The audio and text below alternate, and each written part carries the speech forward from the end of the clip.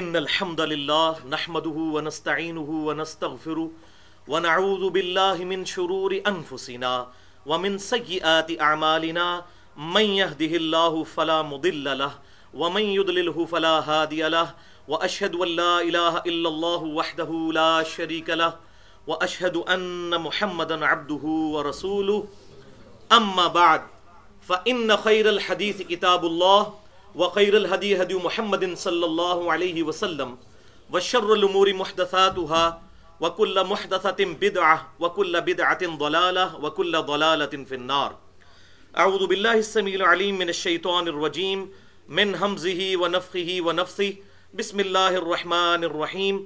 رب اشرح لي صدري ويسر لي أمري واحلل عقدة من لساني يفقهوا قولي. بسم الله الرحمن الرحيم.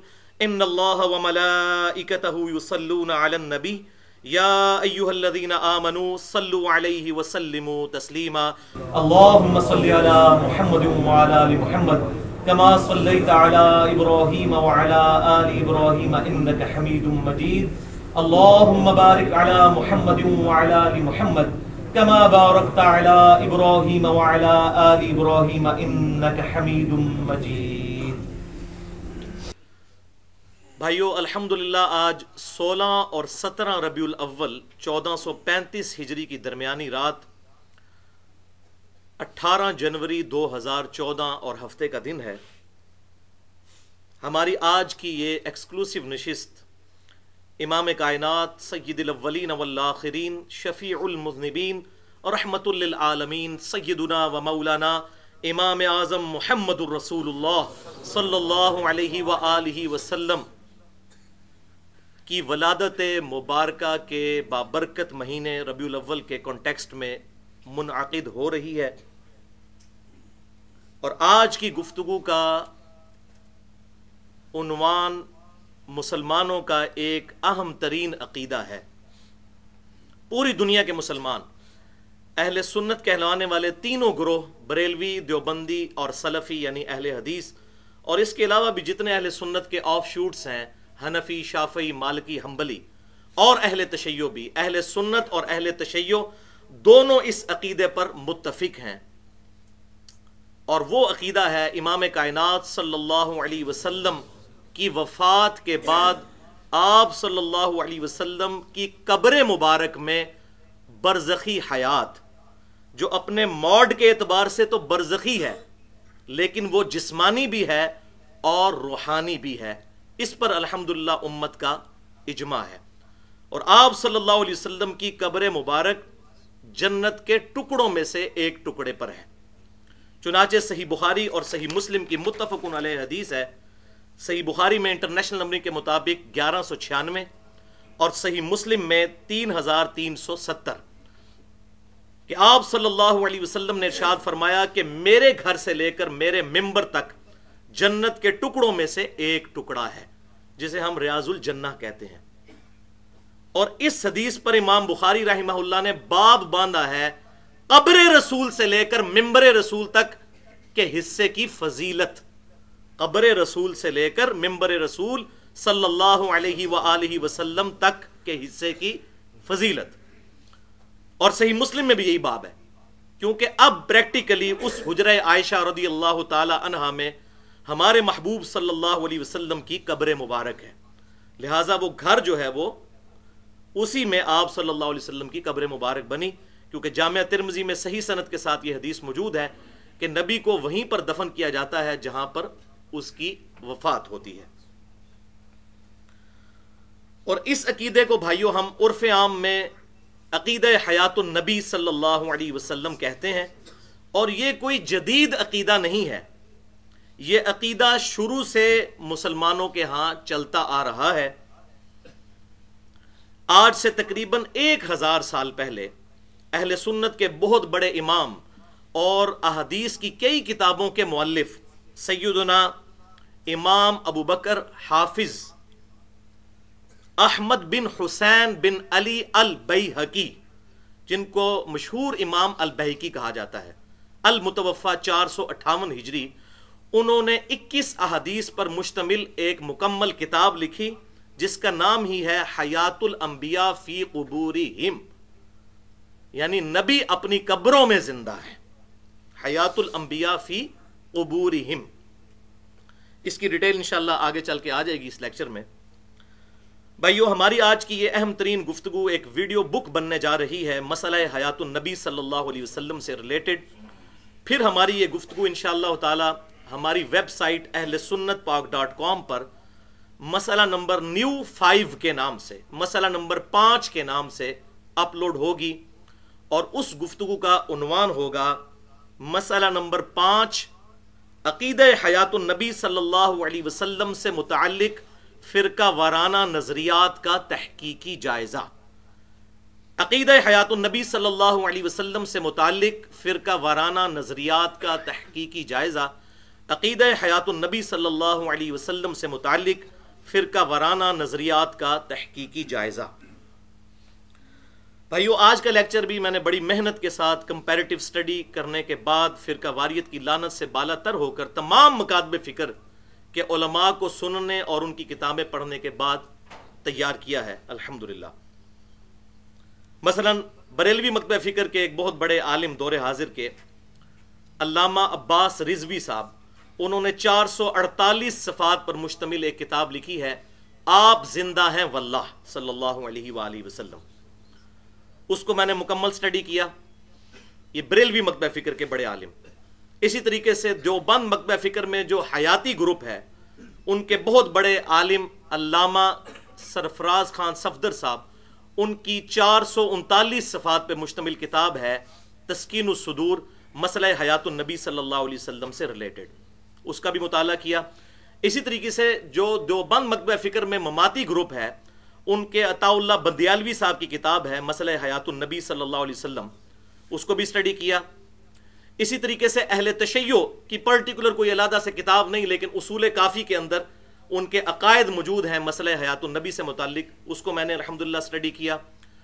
इसी तरीके से अहले हदीस मकतबे फ़िक्र के बहुत बड़े आलिम अल्लामा इस्माइल सलफ़ी साहब की किताब है मसला हयातुन नबी सल्लल्लाहु अलैहि वसल्लम, तकरीबन 70 सफ़ात पर मुश्तमिल है, उसको भी स्टडी किया।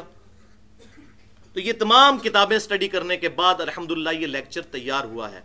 और इवन इस स्टडी के दौरान मैंने दौरे हाज़िर में एक जदीद फ़िरका सामने आया है, एक्स कैप्टन उस्मानी साहब का, जिसको बरज़खी ग्रुप भी कहते हैं अपने आप को, जो देवबंद के जो ममाती ग्रुप है उसी का एक ऑफ शूट है। और ये फिर इस हद तक आगे गए हैं कि माज़अल्लाह अस्तग़फिरुल्लाह, इन्होंने अपनी किताब के अंदर, कैप्टन उस्मानी साहब ने अपनी किताब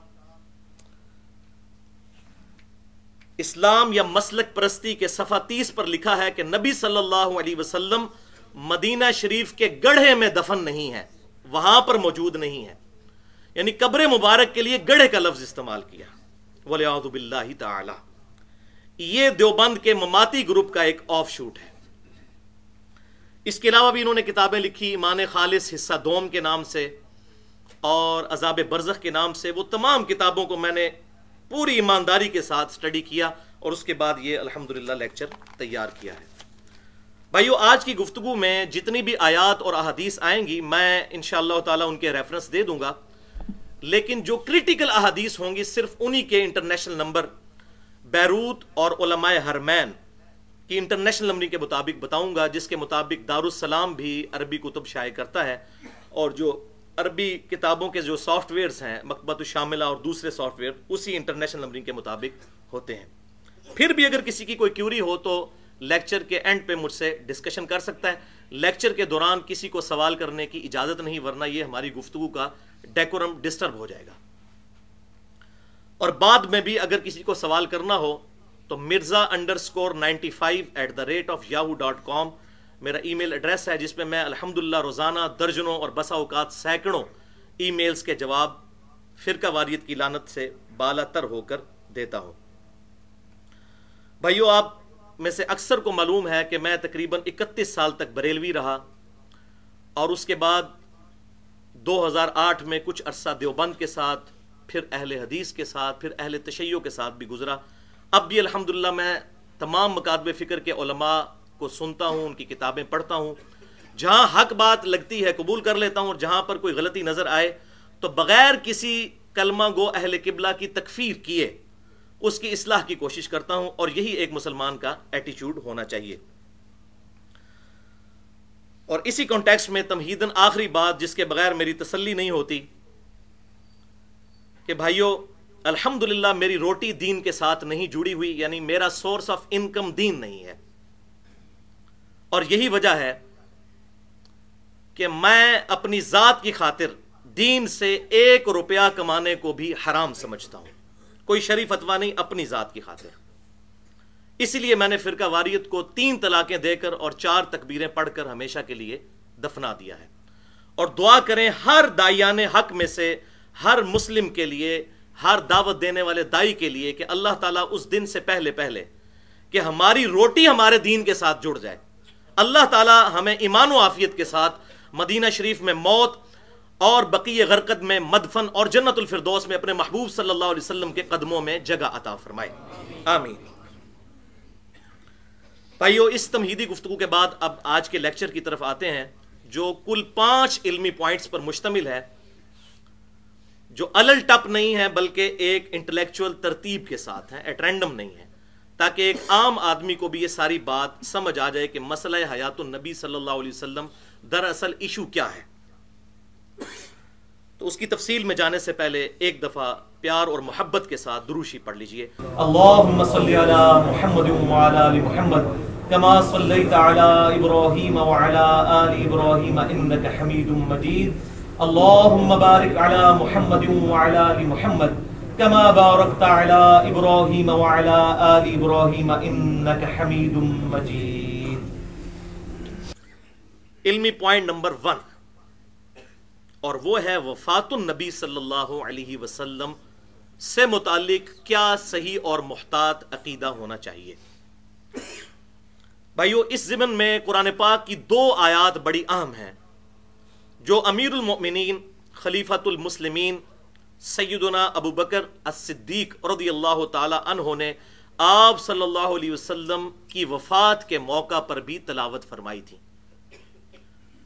چنانچہ صحیح بخاری کے اندر کتاب المغازی چیپٹر میں آخری 2 باب کی تقریباً 46 احادیث پرٹیکولر آپ صلی اللہ علیہ وسلم کی وفات کے دنوں کے جو معاملات اور آپ صلی اللہ علیہ وسلم پر جو کیفیت طاری ہوئی اور آپ صلی اللہ علیہ وسلم نے جو نصیحتیں فرمائیں اس سے ریلیٹڈ ہے۔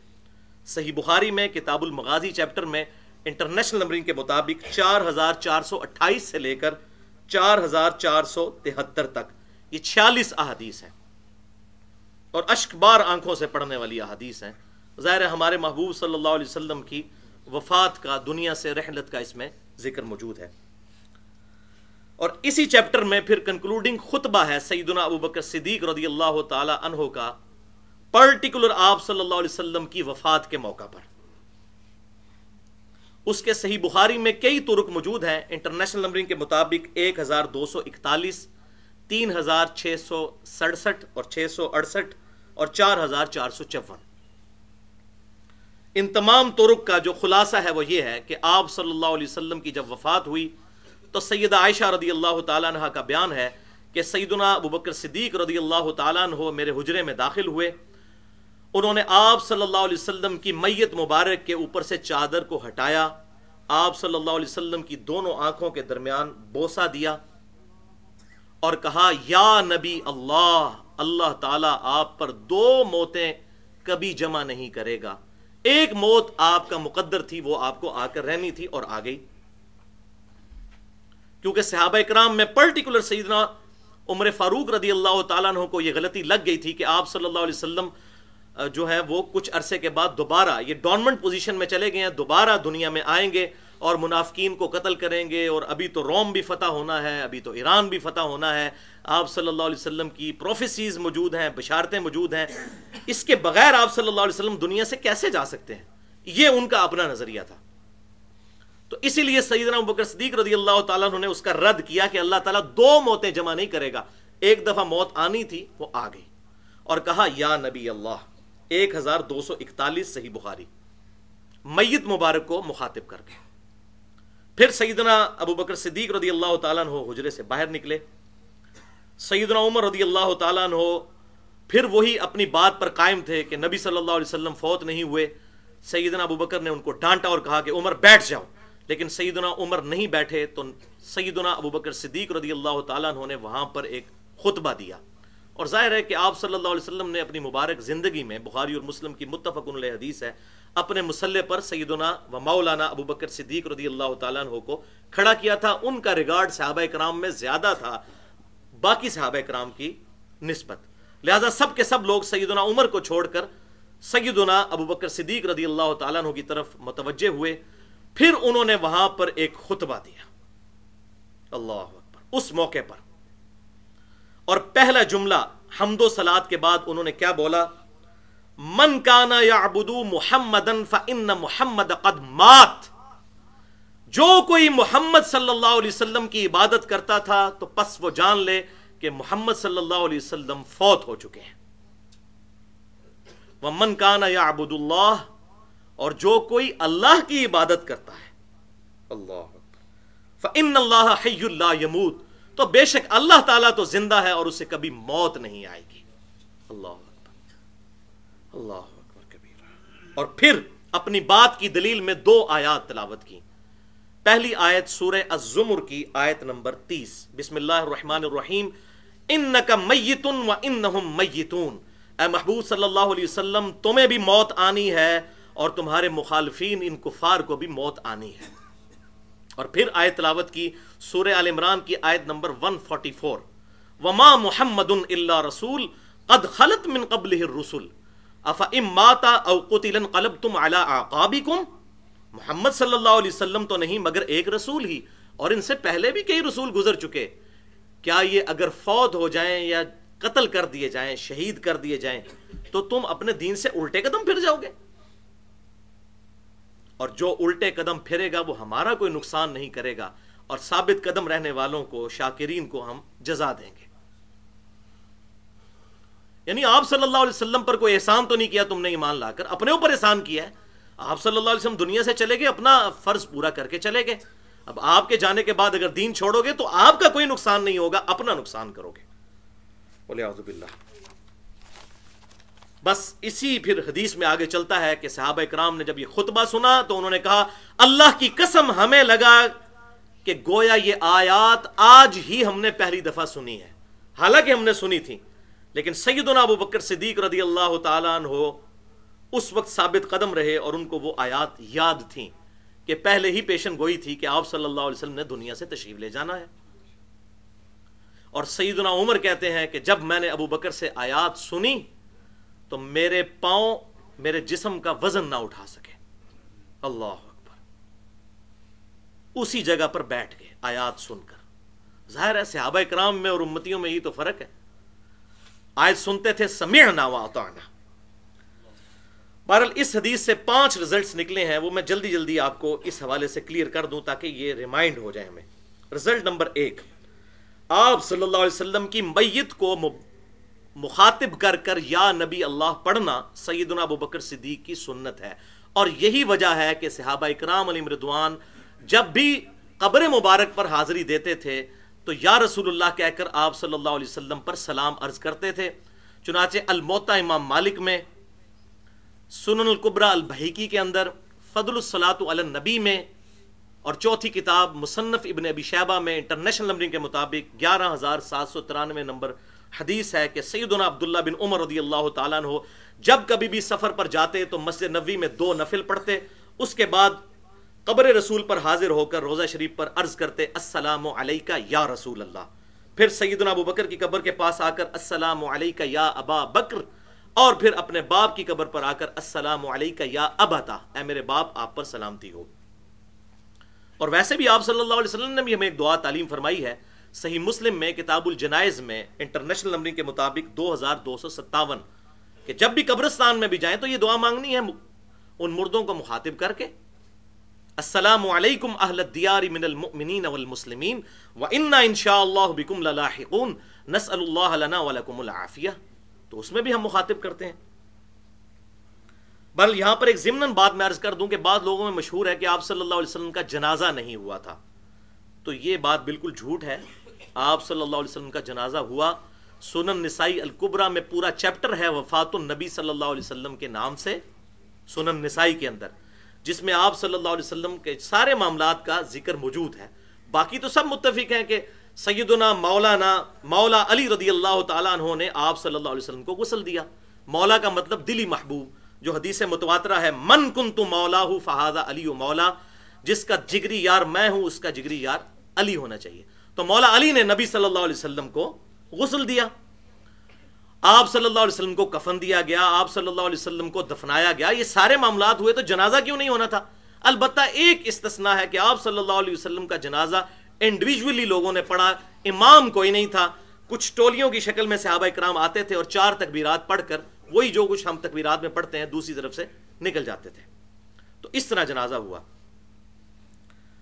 رزلٹ نمبر 2، سیدنا ابو بکر صدیق رضی اللہ تعالیٰ عنہ کا یہ عقیدہ تھا کہ آپ صلی اللہ علیہ وسلم پر اللہ تعالیٰ 2 موتیں جمع نہیں کرے گا، ایک ہی موت آپ کو آئے گی۔ اسی لیے انہوں نے کہا یا نبی اللہ تعالیٰ آپ پر 2 موتیں جمع نہیں کرے گا، یعنی اب آپ کی ہمیشہ کی برزخی زندگی شروع ہو چکی ہے۔ اور اس کے ثبوت میں ایک بڑی زبردست حدیث ہے سیدہ عائشہ رضی اللہ تعالیٰ عنہ کی، صحیح بخاری میں انٹرنیشنل نمبر کے مطابق 4451۔ اما عائشہ کہتی ہیں آپ صلی اللہ علیہ وسلم کا آخری وقت قریب تھا تو میرے بھائی عبد الرحمن بن ابی بکر وہاں آئے، ان کے ہاتھ میں مسواک تھی، آپ صلی اللہ علیہ وسلم نے اس کی طرف اشارہ کیا تو میں سمجھ گئی کہ آپ صلی اللہ علیہ وسلم مسواک سے محبت کرتے ہیں، تو میں نے وہ مسواک لے کر آپ صلی اللہ علیہ وسلم کو دی، لیکن وہ مسواک سخت تھی، آپ صلی اللہ علیہ وسلم اس کو چبا نہ سکے بیماری کی شدت کی وجہ سے، تو پھر میں نے اپنے منہ میں چبا کر اس مسواک کو آپ صلی اللہ علیہ وسلم کو دیا۔ اور پھر سیدہ عائشہ کہتی ہیں کہ الحمدللہ اللہ تعالیٰ نے آپ صلی اللہ علیہ وسلم کی وفات سے پہلے میرا تھوک اور آپ صلی اللہ علیہ وسلم کا لعاب دہن مبارک ایک جگہ جمع کر دیا اس دن، فی آخر یوم من الدنیا و اول یوم من الآخرہ، جو آپ صلی اللہ علیہ وسلم کی دنیا کی زندگی کا آخری دن تھا اور آخرت کی زندگی کا پہلا دن تھا۔ اب یہ سیدہ عائشہ نے عقیدہ کلیئر کر دیا کہ دنیا کی زندگی ختم اور آخرت کی زندگی آپ صلی اللہ علیہ وسلم کی شروع، یہ دوسرے موڈ میں کنورژن ہو گئی۔ رزلٹ نمبر 3، کسی بھی بڑے سے بڑے انسان کو غلطی لگ سکتی ہے، جیسا کہ اس کیس میں سیدنا عمر فاروق رضی اللہ تعالیٰ عنہ کو غلطی لگی اور وہ آپ صلی اللہ علیہ وسلم کے بارے میں یہ عقیدہ انہوں نے رکھا کہ ابھی ان کو موت نہیں آ سکتی، لیکن ساتھ ہی جیسے ہی ان کو آیات سنائی گئیں انہوں نے فوراً رجوع کیا اور یہ نہیں کہا کہ میں اتنا بڑا بزرگ پاگل ہوں، جس نے یہاں لوگ کہتے ہیں اتنے بڑے بڑے بزرگ پاگل ہیں۔ یہ صحابہ اکرام کا عقیدہ تھا کہ جب کوئی آیت سن لی تو فوراً بات کو قبول کر لیا۔ رزلٹ نمبر 4، عقیدہ توحید اتنا اہم ہے کہ سیدنا ابو بکر صدیق رضی اللہ تعالیٰ عنہ نے ایک فرضی جملہ بولا کہ جو کوئی محمد کی عبادت کرتا تھا جان لے کہ محمد صلی اللہ علیہ وسلم فوت ہو گئے۔ اب محمد کی کوئی عبادت کرتا تھا صلی اللہ علیہ وسلم؟ نہیں، لیکن اس عقیدے کو راسخ کرنے کے لیے کہ عبادت اس کی ہوگی کہ جسے کبھی موت نہ آئے۔ اللہ کے علاوہ کوئی نہیں ایسا کہ جسے کبھی نہ کبھی موت ایک دفعہ تو ذائقہ ضرور چکھنا ہے، کل نفس ذائقۃ الموت۔ اور یہاں یہ بھی بات پتہ چل گئی کہ قرآن پاک میں دونوں لفظ آئے آپ صلی اللہ علیہ وسلم کے لیے، وما محمد الا رسول قد خلت من قبلہ الرسل افئن مات، اگر آپ صلی اللہ علیہ وسلم مر جائیں۔ اب یہاں کہتے ہیں گستاخی ہوگی، اب یہ قرآن کی آیت ہے، او قتل انقلبتم علی اعقابکم، یا قتل کر دیے جائیں، حالانکہ شہید کا لفظ بھی آ سکتا تھا۔ تو یہ جو زیادہ ماچے خاں بنے ہوئے ہیں آج کل لوگ اور کہتے ہیں نہیں جی یہ مرنے کا لفظ نہ استعمال کریں، وفات کا لفظ نہ استعمال کریں، یہ گستاخی ہے، تو قرآن گستاخی سکھا رہا ہے۔ اور سیدنا ابوبکر صدیق نے وہ خطبہ دیا، اور قتل کا لفظ نہ استعمال کریں، شہادت کا لفظ استعمال کریں، قرآن نے قتل کا لفظ استعمال کیا۔ تو انڈرسٹوڈ ہے جب بھی کوئی مسلمان قتل ہوتا ہے وہ شہید ہوتا ہے۔ تو یہ عقیدہ بھی الحمدللہ یہاں سے کلیئر ہوا۔ اور رزلٹ نمبر 5 ہے کہ کوئی بھی بڑے سے بڑا انسان ہو سوائے نبی صلی اللہ علیہ وسلم کے، چاہے وہ سیدنا ابوبکر صدیق ہی کیوں نہ ہو، ان کی بھی بات بغیر دلیل کے قبول نہیں کی جائے گی۔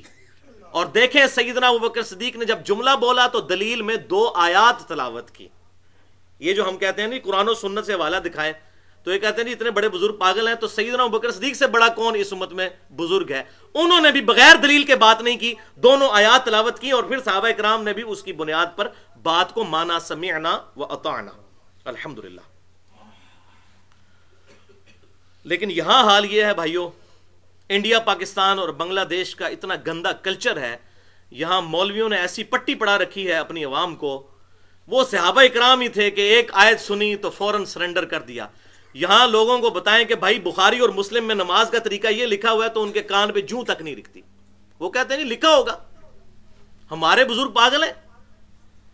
اور یہاں دیکھیں صحابہ اکرام علیہم رضوان، سیدنا عمر جیسا انسان، وہ بھی کہہ رہے ہیں کہ جب آیت سنی تو کہا کہ مجھے غلطی لگی تھی، میرے پاؤں میرا بوجھ نہ اٹھا سکے، وہیں پہ بیٹھ کے۔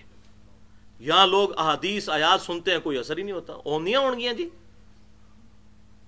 تو یہ فرق ہے، صحابہ اکرام علیہم رضوان کا کوئک فوراً رسپانس ہوا کرتا تھا اس حوالے سے۔ علمی پوائنٹ نمبر 2، بھائیو، قرآن پاک میں اور صحیح الاسناد احادیث میں شہدائے کرام اور انبیاء کرام علیہم السلام کی برزخی حیات سے متعلق ذکر موجود ہے۔ اس زمن میں 4 آیات بڑی اہم ہیں۔ پہلی آیت سورہ آل عمران کی 169 نمبر آیت ہے، بسم اللہ الرحمن الرحیم، وَلَا تَحْسَبَنَّ الَّذِينَ قُتِلُوا فِي سَبِيلِ اللَّهِ أَمْوَاتًا، اور مت گمان کرنا ان لوگوں کے بارے میں جو اللہ کی راہ میں قتل کر دیے جائیں کہ وہ مردہ ہیں، بل احیاء عند ربهم یرزقون، بلکہ وہ تو اپنے رب کے حضور زندہ ہیں اور انہیں رزق بھی دیا جاتا ہے۔ دوسری آیت سورۃ البقرہ آیت نمبر 154، وَلَا تَقُولُوا لِمَن يُقْتَلُ فِي سَبِيلِ اللَّهِ أَمْوَاتٌ، اور مت کہو ان لوگوں کو مردہ جو اللہ کی راہ میں قتل کر دیے جائیں، بل احیاء وَلَٰكِن لَا تَشْعُرُونَ، بلکہ وہ تو زندہ ہیں لیکن تمہیں ان کی زندگی کا شعور نہیں ہے۔ کیوں؟ وہ زندگی پردے میں ہے، برزخ میں، ان سین بیریئر، برزخ۔ اور اس کا ثبوت سورہ المومنون کی آیت نمبر 100، وَمِن وَرَائِهِمْ بَرْزَخٌ إِلَى يَوْمِ يُبْعَثُونَ، اور ان کے مرنے سے لے کر قیامت کے دن تک اٹھائے جانے کا جو وقت ہے وہ برزخ ہے، ان سین بیریئر ہے، اسے کوئی ابزرو نہیں کر سکتا۔ وَلَٰكِن لَا تَشْعُرُونَ، تمہیں شعور ہی نہیں ہے۔ یہ ایسی متشابہات ہیں، انہیں شریعت کی ٹرمینالوجی میں متشابہات کہا جاتا ہے، اور متشابہات کے بارے میں کیٹاگوریکل مینشن ہوا سورہ آل عمران کی آیت نمبر 7 میں، فَأَمَّا الَّذِينَ فِي قُلُوبِهِمْ زَيْغٌ، اور جن لوگوں کے دلوں میں ٹیڑھ پن ہوتا ہے، فَيَتَّبِعُونَ مَا تَشَابَهَ مِنْهُ ابْتِغَاءَ الْفِتْنَةِ، تو وہ متشابہات کے پیچھے پڑ جاتے ہیں تاکہ اس سے فتنہ کھڑا کر دیں، وَابْتِغَاءَ تَأْوِيلِهِ وَمَا يَعْلَمُ تَأْوِيلَهُ إِلَّا اللَّهُ، اور اس کا مراد اصلی کیا ہے اس کو پتہ لگانے کی کوشش کرتے ہیں، حالانکہ مراد اصلی صرف اللہ تعالیٰ کے علم میں ہے۔ متشابہات، ریزمبلنس والی چیزیں صرف سمجھانے کے لیے ہیں۔ یہ متشابہات ہے کیا ہیں؟ بیسیکلی یہ ہماری جو دنیا کا فریم آف ریفرنس ہے، یہ بالکل physical phenomena of nature different ہیں، اور آخرت کے معاملات بالکل ڈیفرنٹ ہیں۔ لیکن آخرت کی زندگی کا دھندلا سا تصور پیش کرنے کے لیے، سمجھانے کے لیے اللہ تعالیٰ نے تھوڑی بہت چیزیں ارشاد فرما دی۔ مثال کے طور پر جنت میں پاکیزہ بیویاں ملیں گی، جنت میں پھل ملیں گے، جنت کی نعمتوں کا ذکر کیا۔ یہ تمام کی تمام چیزیں متشابہات ہیں، ان کے بارے میں ہمیں ان ڈیپتھ ڈکلیئر نہیں کی گئی چیزیں کہ وہ کس کیفیت میں ہوں گی، صرف ایک دھندلا سا تصور بتایا گیا ہے کہ دنیا کے اوپر قیاس کوئی کر لے کہ جس طرح یہاں پر بیویاں وہاں پر بھی بیویاں ہوں گی۔ لیکن بخاری اور مسلم کی متفق علیہ حدیث ہے، اور اسی کانٹیکسٹ میں سورہ الف لام میم سجدہ میں آیت بھی موجود ہے کہ اللہ تعالیٰ نے اپنے نیک بندوں کے لیے وہ آیات، وہ نعمتیں تیار کر رکھی ہیں جو نہ کسی آنکھ نے دیکھی، نہ کسی کان نے سنی، اور نہ کسی کے دل پر اس کا گمان گزرا۔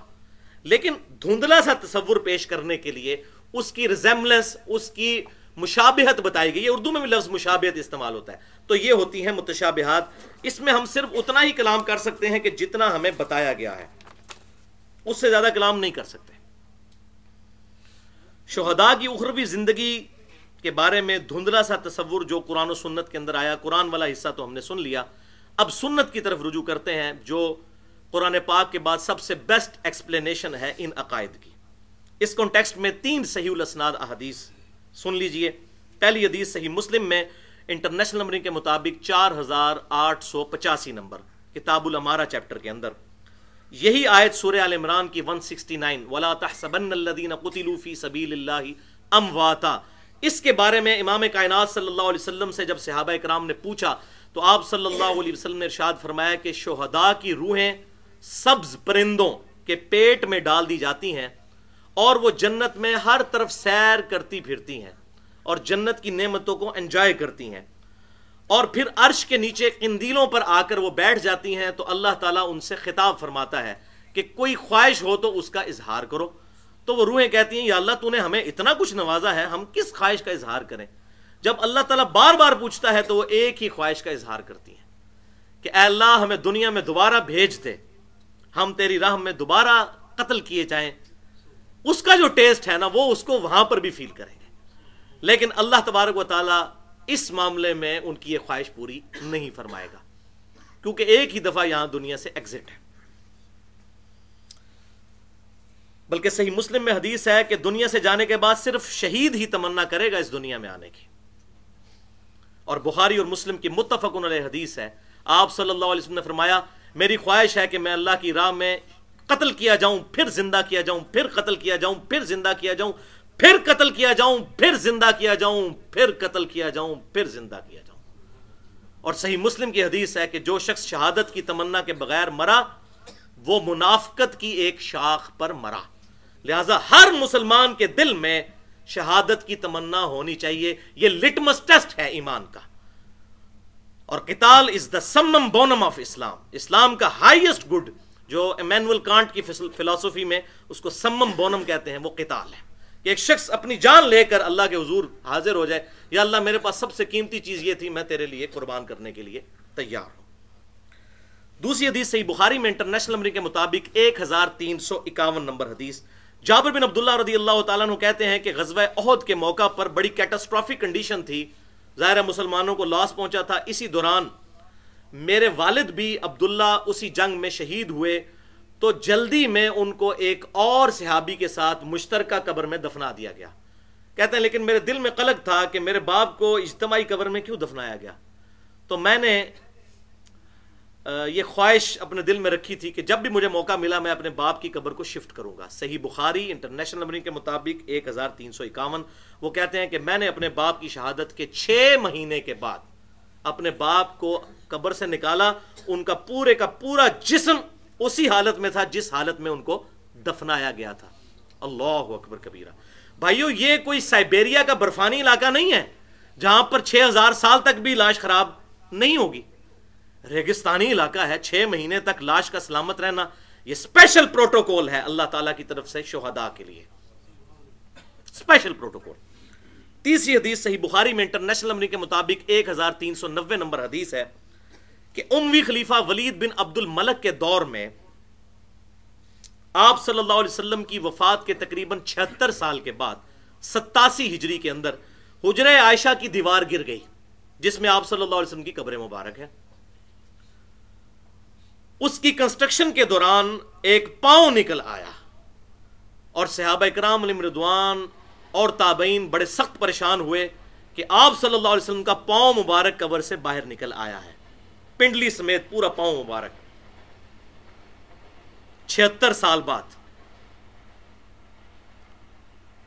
تو پھر انہوں نے سیدہ عائشہ کے بھانجے عروہ ابن زبیر رحمۃ اللہ علیہ المتوفا 94 ہجری، جو عبداللہ ابن زبیر صحابی کے چھوٹے بھائی ہیں اور سیدہ عائشہ کے محرم تھے، ان کے بھانجے تھے، وہ فریکوینٹلی حجرہ عائشہ میں آتے تھے، ان کو پتا تھا کہ قبروں کی لوکیشن کیا ہے، ان کو بلایا گیا تو انہوں نے جب وہ پاؤں دیکھا اور قبروں کی لوکیشن دیکھی تو کہا کہ اللہ کی قسم یہ نبی صلی اللہ علیہ وسلم کا پاؤں مبارک نہیں بلکہ سیدنا عمر کا پاؤں مبارک ہے۔ اللہ اکبر۔ اور پھر ان کو دوبارہ اس طرح دفنا دیا گیا۔ سیدنا عمر فاروق رضی اللہ تعالیٰ عنہ کی شہادت کے 63 سال کے بعد ان کا پاؤں مبارک جتنا ظاہر ہوا تھا وہ بالکل صحیح حالت میں تھا۔ یہ صحیح بخاری میں کوئی افسانے نہیں میں پڑھ رہا مولویوں کی طرح، یہ سارے حوالے میرے بخاری مسلم چل رہے ہیں۔ اللہ اکبر۔ تو بھائیو، ان دلائل کی روشنی میں یہ بات بالکل کلیئر ہو گئی اور پوری امت کا اس پر اجماع ہے کہ انبیاء کرام علیہ السلام کو بھی وفات کے بعد شہداء کرام کی طرح پروٹوکول حاصل ہے، بلکہ انبیاء کرام علیہ السلام کی زندگی شہداء سے افضل در افضل در افضل در افضل ہے۔ شہید تو ہوتا ہی وہ ہے جو اپنے نبی کے کلمے کے لیے جان دے دیتا ہے، اور یہ بات بھی لاجیکل ہے۔ جو P H D degree holder ہے وہ میٹرک تو ہو گئی، تو شہید کو آپ میٹرک لیول پہ سمجھ لیں، کیونکہ 4 درجے ہیں نا، تو چوتھے درجے تیسرے درجے پہ آتے ہیں۔ تو انبیاء کرام علیہ السلام کو تو بدرجہ اولا یہ پروٹوکول الحمدللہ اس حوالے سے حاصل ہے۔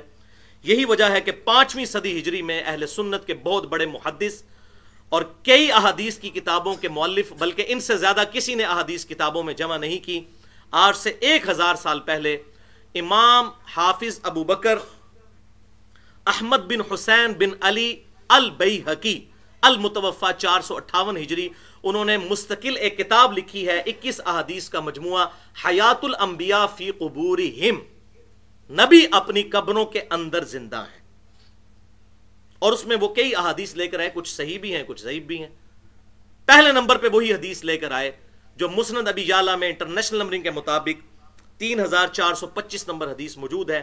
آپ صلی اللہ علیہ وسلم نے ارشاد فرمایا، الانبیاء احیاء فی قبورہم یصلون، نبی اپنی قبروں میں زندہ ہیں اور نمازیں بھی پڑھتے ہیں۔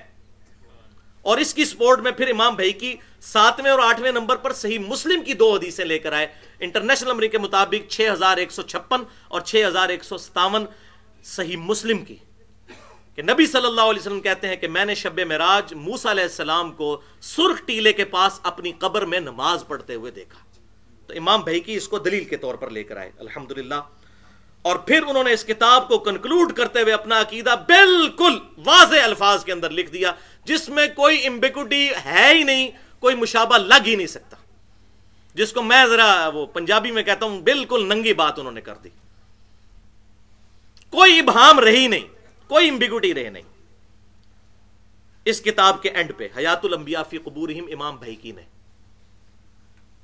اور اسی کو امام ابن حجر عسقلانی رحمہ اللہ المتوفا 852 ہجری، انہوں نے صحیح بخاری کی شرح جو شہرہ آفاق شرح ہے فتح الباری، اس میں صحیح بخاری کی حدیث نمبر 3441 کی شرح میں بھی اسی کتاب کو دلیل بنایا انبیاء کرام علیہ السلام کی زندگی پر قبروں کے اندر۔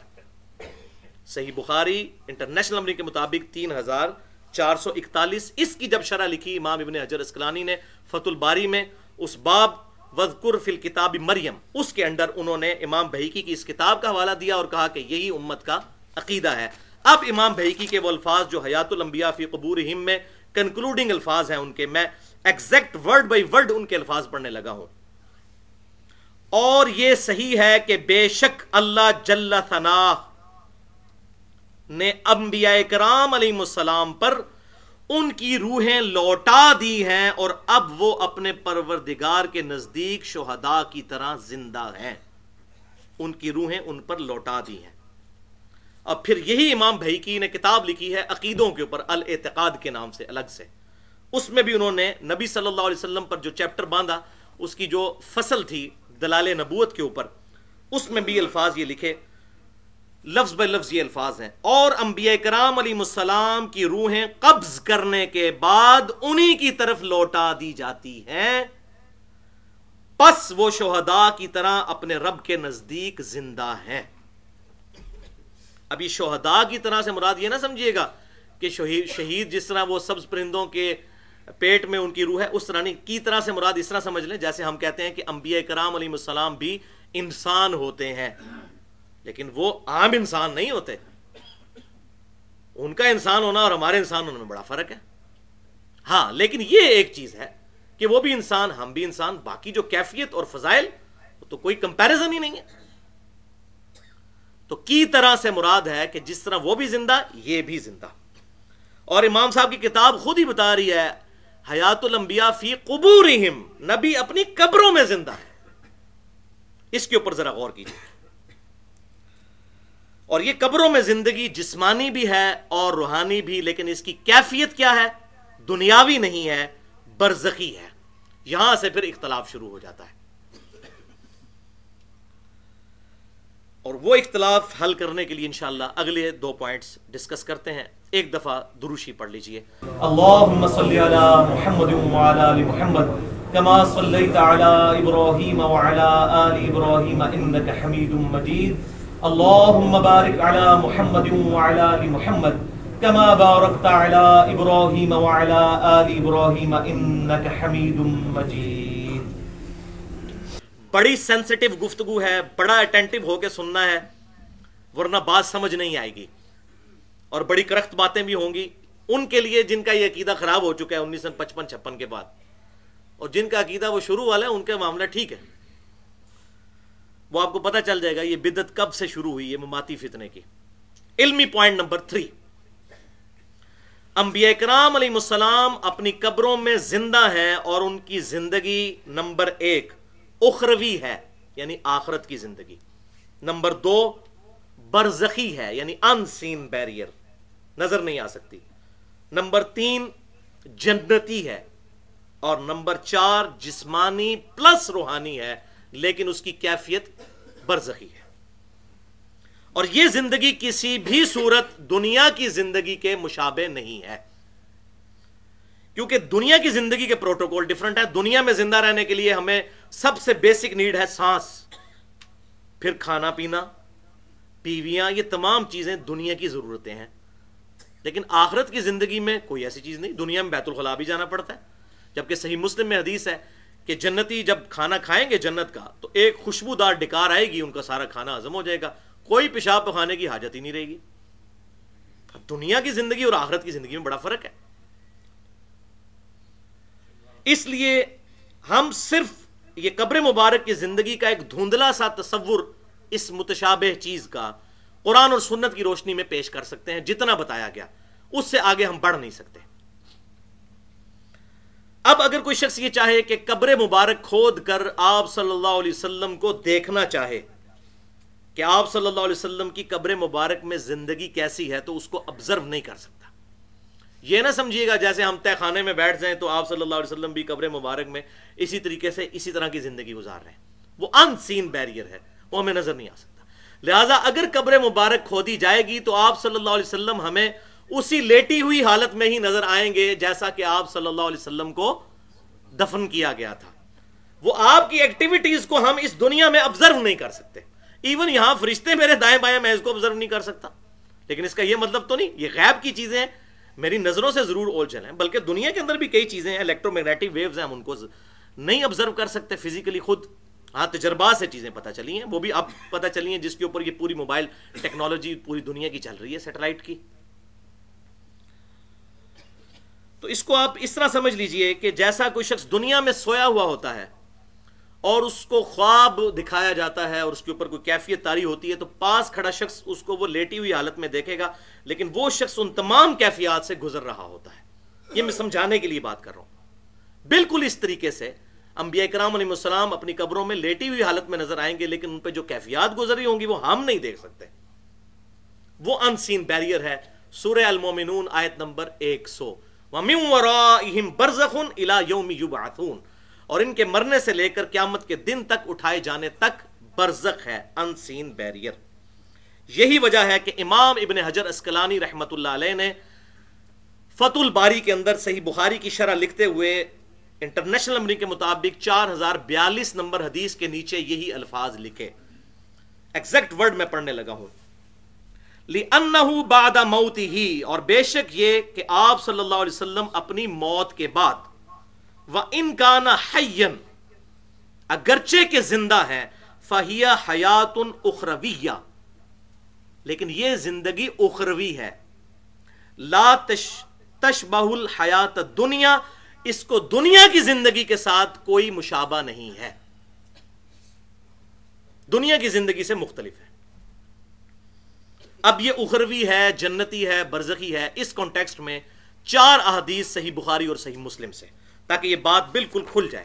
پہلی حدیث جو آلریڈی بیان ہو چکی، صحیح بخاری انٹرنیشنل نمبرنگ کے مطابق 4451 کے اما عائشہ نے کہا کہ آپ صلی اللہ علیہ وسلم کا لعاب دہن مبارک اور میرا تھوک اللہ تعالیٰ نے اس دن جمع کر دیے، آخر یوم من الدنیا و اول یوم من الآخرہ، اس دن کے جو حضور صلی اللہ علیہ وسلم کی دنیا کی زندگی کا آخری دن تھا اور آخرت کی زندگی کا پہلا دن، لہذا وہ آخرت کی زندگی ہے، دنیاوی زندگی نہیں ہے، جس طرح ہمارے بریلوی مکتبہ فکر یا دیوبند مکتبہ فکر کا حیاتی گروپ کہتا ہے۔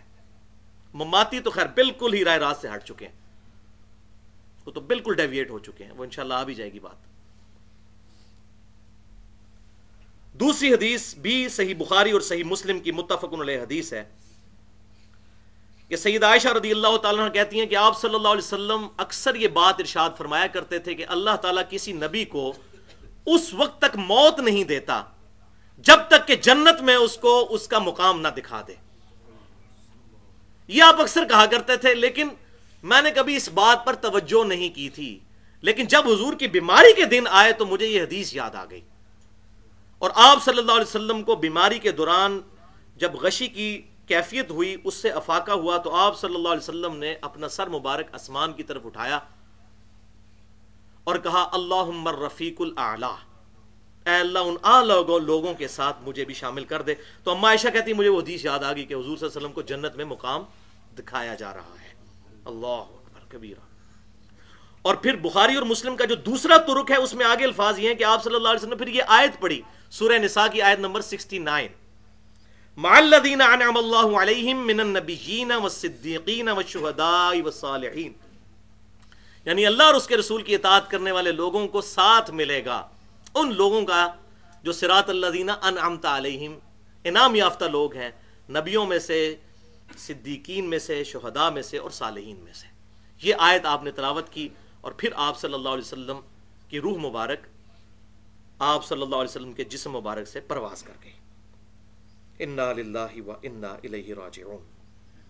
تیسری حدیث صحیح بخاری میں 4462 نمبر حدیث ہے، نبی صلی اللہ علیہ وسلم کی لاڈلی بیٹی سیدہ فاطمہ رضی اللہ تعالیٰ عنہ نے آپ صلی اللہ علیہ وسلم کی وفات کے بعد کہا، اے ابا جان، آپ نے اپنے رب کے بلاوے پر لبیک کہہ دیا، اے ابا جان آپ کا ٹھکانہ جنت الفردوس ہے۔ یہ سیدہ فاطمہ رضی اللہ تعالیٰ عنہ نے آپ صلی اللہ علیہ وسلم کی وفات کے بعد کہا۔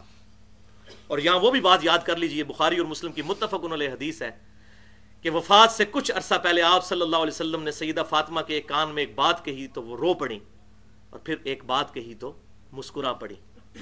بعد میں اما عائشہ نے بڑا زور لگا کے جب پوچھا تو پھر سیدہ فاطمہ نے بتایا کہ نبی صلی اللہ علیہ وسلم نے مجھے اپنی وفات کی خبر دی تھی، کسی اور کو نہیں بتایا تھا، صرف سیدہ فاطمہ کو بتایا تھا، تو میں رو پڑی۔ اور پھر آپ صلی اللہ علیہ وسلم نے مجھے بشارت دی کہ میرے اہل بیت میں سے سب سے پہلے تم مجھ سے ملاقات کرو گی، اور کیا تم اس پر خوش نہیں ہو کہ اللہ تعالیٰ نے تمہیں جنتی عورتوں کا سردار بنا دیا ہے؟ اللہ اکبر۔ تو اس پہ پھر میں مسکرائی کہ میں اپنے محبوب صلی اللہ علیہ وسلم کو دیکھ لوں گی۔ تو ظاہر ہے کہ وہ دیکھنا کہاں پر ہے، وہ جنتی زندگی ہے۔ قبر مبارک تو سیدہ فاطمہ کی وہاں پر نہیں، وہ تو جنت البقیع قبرستان بقیع غرقد میں۔ اور چوتھی حدیث بھی صحیح بخاری میں انٹرنیشنل نمبر کے مطابق 1386، آپ صلی اللہ علیہ وسلم کو ایک طویل خواب دکھایا گیا، اس کے اینڈ پہ آپ صلی اللہ علیہ وسلم کو ایک منظر دکھایا گیا۔ اور یاد رکھیے گا نبیوں کا خواب وحی الہی ہوتا ہے، اس پہ تو اجماع ہے، قرآن پاک میں موجود ہے۔ ابراہیم علیہ السلام کو جو بیٹے کی قربانی کا حکم ہوا خواب کے ذریعے ہوا۔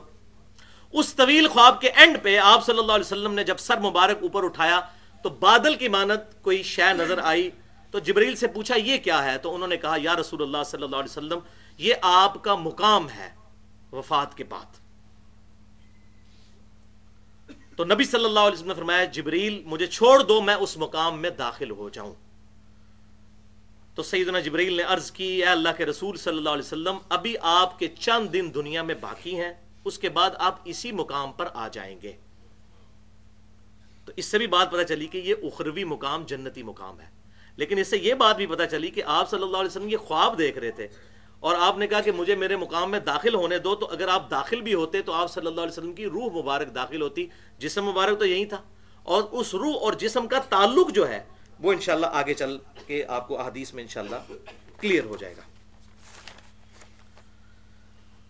بھائیو، ہم نے اب تک جتنی حدیث سنی ہے اس سے ثابت ہوا کہ آپ صلی اللہ علیہ وسلم کی جو زندگی ہے اخروی ہے، برزخی ہے اور جنتی ہے، لیکن لیکن لیکن ساتھ ہی ساتھ آپ صلی اللہ علیہ وسلم کی قبر مبارک میں زندگی جسمانی بھی ہے اور روحانی بھی ہے، لیکن اس کی کیفیت، اس کا موڈ برزخی ہے۔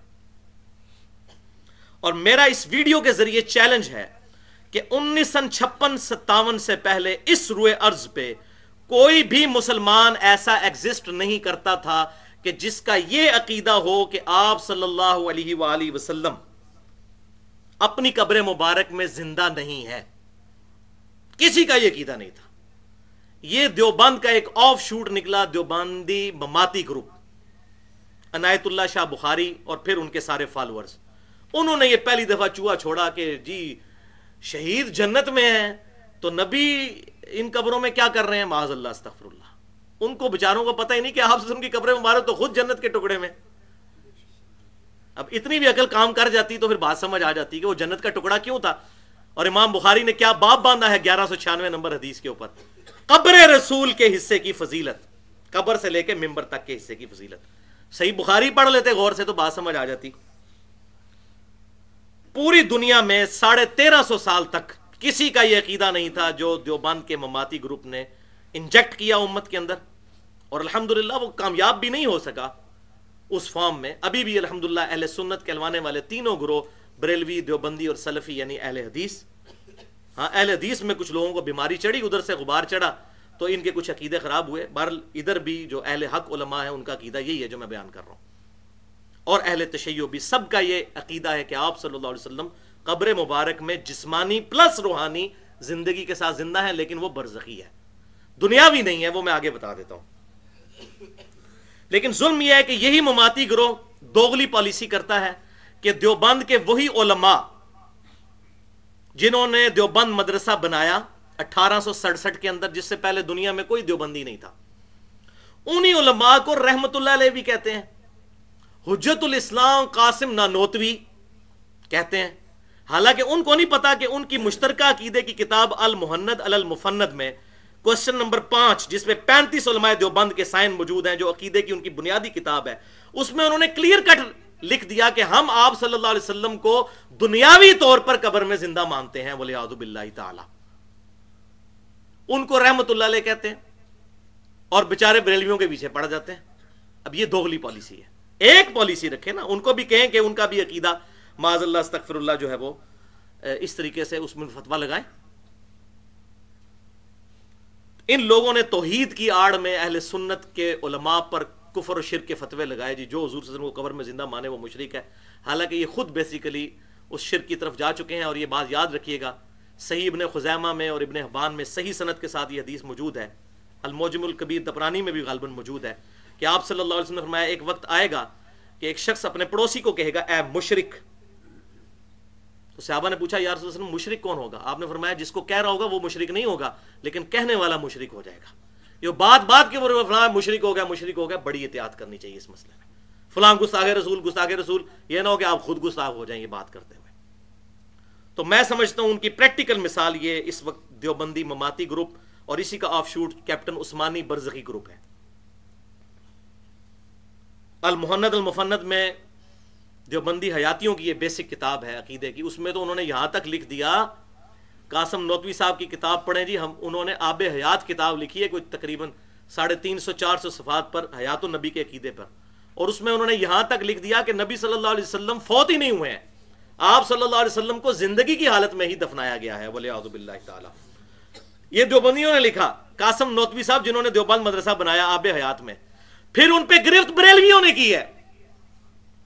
بریلوی عالم عباس رضوی صاحب نے آپ زندہ ہے واللہ کتاب لکھی، تو اس میں کہا کہ ظالموں اہل حدیثوں، تم لوگ ہم پر تو شرک کے فتوے لگاتے ہو، اور جن کو تم رحمت اللہ علیہ کہتے ہو دیوبندیوں کے بزرگوں کو، وہ تو حضور صلی اللہ علیہ وسلم کی وفات کے بھی قائل نہیں ہیں، ہم تو پھر کہتے ہیں کہ آپ صلی اللہ علیہ وسلم فوت ہوئے ہیں، اور فوت ہونے کے بعد قبر میں آپ صلی اللہ علیہ وسلم کو زندگی ملی ہے۔ اور تم جن بزرگوں کو احسان اللہ ظہیر صاحب بھی رحمت اللہ علیہ اور بڑے ان کو القبات وہ البریلویہ کتاب کے اندر دیتے رہے، جس میں سے میں سمجھتا ہوں وہ اکثر اس میں حصے جھوٹی کتاب ہے البریلویہ، اکثر چیزیں الزام تراشی پر مبنی ہے، تو ان کو نہیں تھی یہ سمجھ آتی.